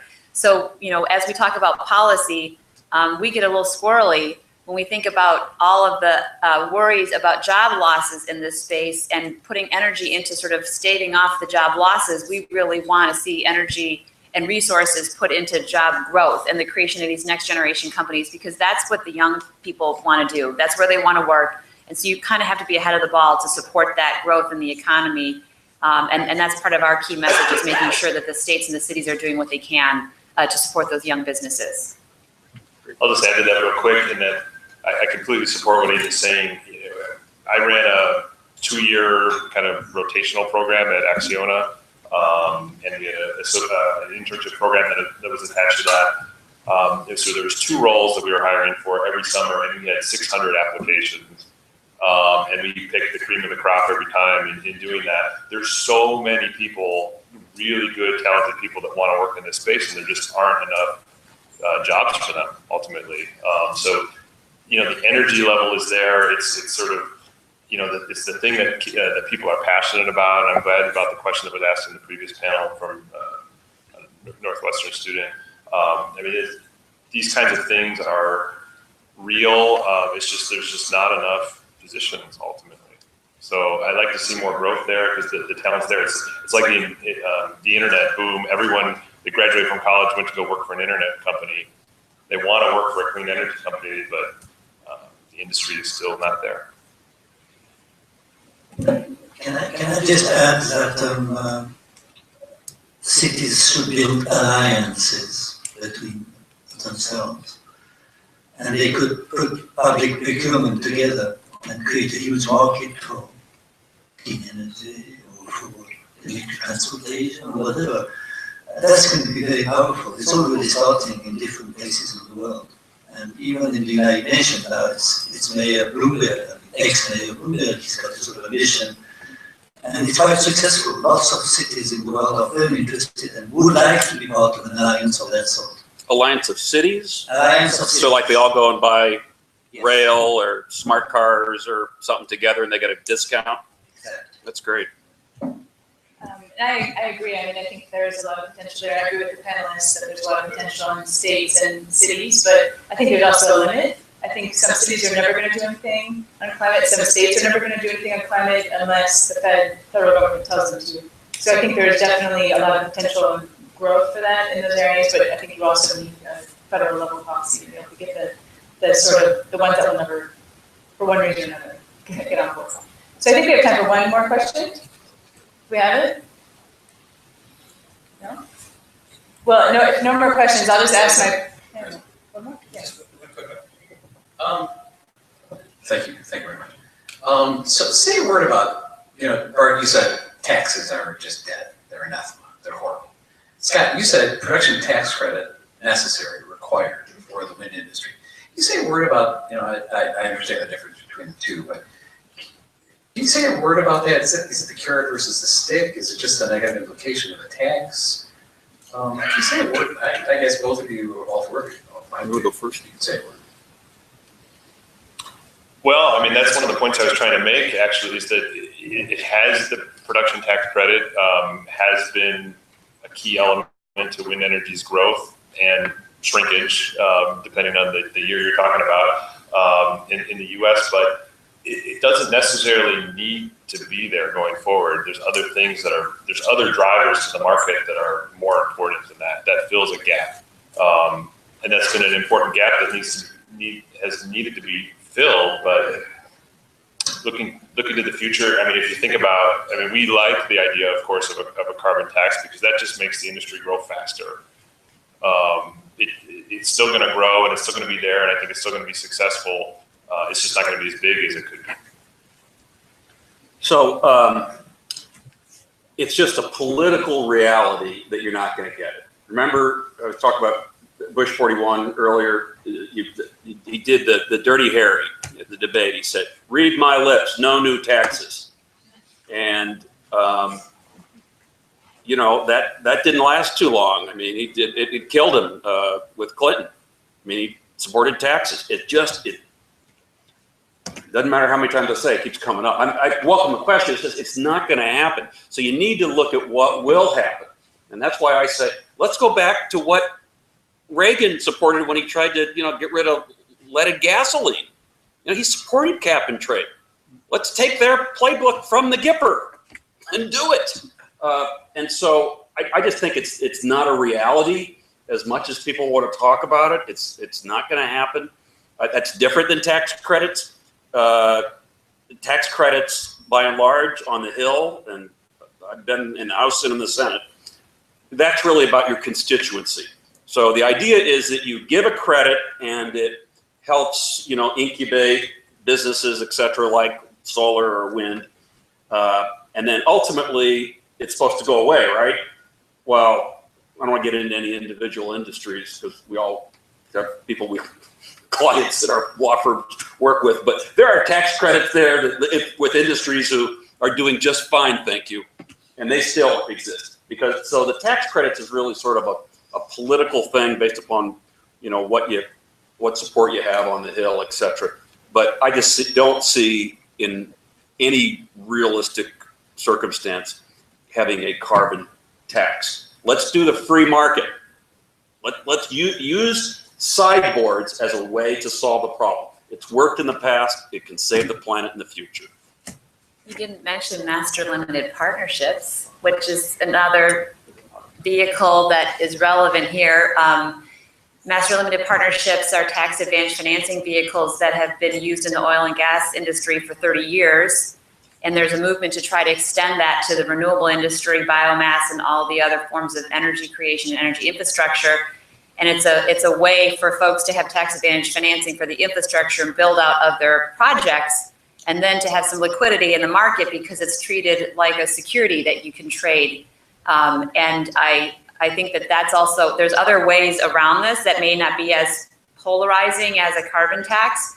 But again, back to the level playing fields, that was an easy one that we thought had strong support that didn't make it over the finish line this past year. And we're hoping will be part of the tax extenders package in the lame duck session or next year. Can I just add something? Yes, it's true that Bill Riley got to the Clean Act and it was bullshit, etc. So it's true, that's a good idea to say to Republicans, you did it, we do it the same way. I think the lesson we have from the European Union ETS is that we need to have a sort of a combination of the carbon cap and trade and the tax. People usually say if you have a tax, you know exactly the price, but you don't know the result on the environment. If you have a cap and trade, you know the result on the environment because you fix the cap, but you don't know the price in the market. And the main problem with this is the price of energy, as was said, because who can know the price of energy of the wind of oil, etc. in the next 15 years? So it's important, and it would reassure all operators to have a ceiling and how to say, a floor, a ceiling and a floor price. Like that, you know roughly, it's never going to go over this and it's never going to go under that.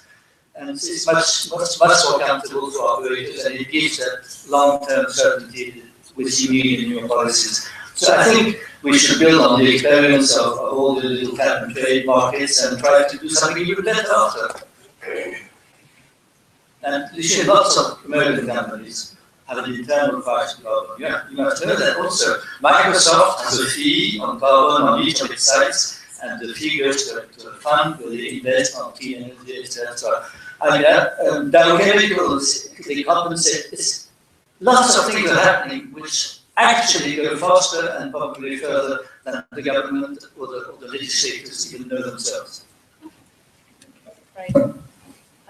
Okay, well, I think we're probably at the end of our panel, and I'd just like to ask the panelists to give a short sentence, a tweetable quote, about their position or what they'd like to leave the audience with, a takeaway before we break for cocktails. Right. I'll let ladies. Yes, on the road to Paris, maybe one lesson we can draw from the carbon market is, and I support the idea previously said by Mr. Malone, is that the first step is, and maybe it could be the point that could be legally binding in the next climate treaty, is monitoring, reporting, and verification. I think if all the countries around the table involved to measure, reporting, and verify their emission. It could be a very good success from Paris. I would just say that clean energy entrepreneurs are leading the post-oil revolution.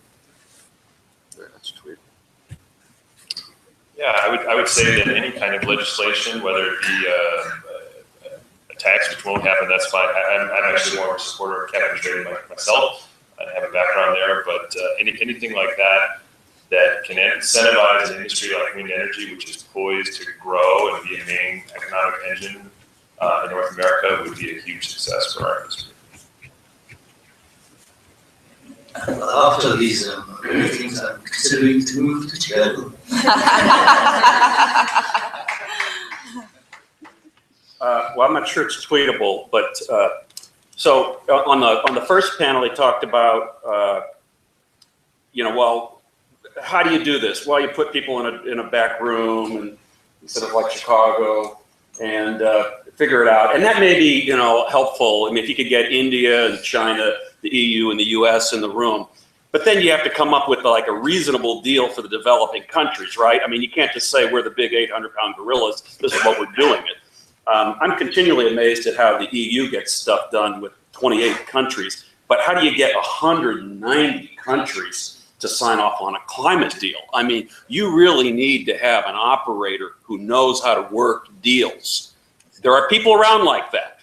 They're not often scientists. They're not, no offense to this, I love the scientists, but they're really some of the politicians actually can get this stuff together.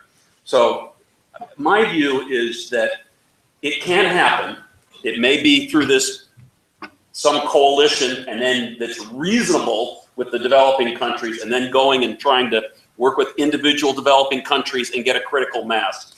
I don't know how many of y'all remember the movie Field of Dreams with Kevin Costner. 25 years ago, that movie came out, and he hears a voice from the cornfield, and the voice from the cornfield says, "If you build it, he will come. If you build it, he will come." And they're talking about Shoeless Joe Jackson of the White Sox, they were called the Black Sox then because they rigged the World Series, Shoeless Joe and some of his teammates, and Kevin Costner's good old dad. And so he builds this baseball diamond.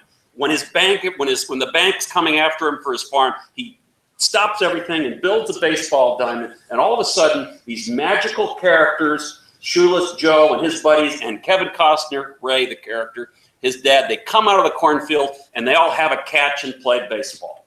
And my point is, and I do have one for those of you who are wondering, is this the tweetable moment? If there is a group that builds on the protocols, that the rest of the 190 will come. If there's a solid group, if it includes China, India, the EU, and the US, and then a significant consortium of developing nations, if we build that, the rest of the world will come.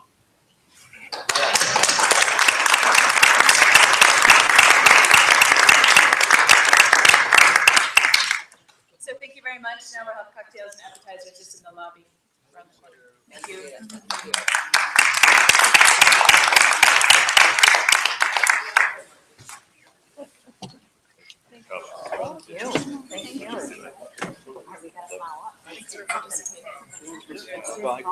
I'd love to, yeah, definitely. You should meet absolutely. Just talk more about your Thank you for joining. Yeah. You might regret it. No, likewise. No, you were great. I've done a lot of. Thank you so much. It's a pleasure. You got a partner? Minister, thank you. What a pleasure to be with you on the panel. I'd like to speak at your last. It could happen. Should get you plugged in to be a judge or something like that. That would really give you a, yeah. Oh, thank you so much. Appreciate it. The excitement, which is really great. Yeah. No, you were really good. Yeah. But it was incredible to see this other place. I was very My pleasure. Imagine Thanks for having me. that Thanks it's for working like hosting this. this. And it's great. Really sweaty. My pleasure. And they've actually. They got me the coach. And Right. what was so incredible about the You're lucky you had such a wonderful leader on this. Hello, sir. Bart Schultz. tweetable moment. Oh, thank you very much. Appreciate it. Good to see you. Thank you. Just 2 weeks ago, he was quoting his Copenhagen. But he went to see the basics. It was alone. Yeah. Yeah. Yeah, terrific. And he got the remark, it was fantastic. I remember that because I was the church, I had the luck of my life, I was something. And I saw Goldman and Merkel, Obama, all coming to the same and discussing. Great. I think the momentum is there. Yes, everyone wanted to do. Right, cares. Because they wanted. Right, yeah. Because of geopolitical problems, or the going down. But otherwise, no people want to. The problem is also that the process, UNFCCC process in application is at risk.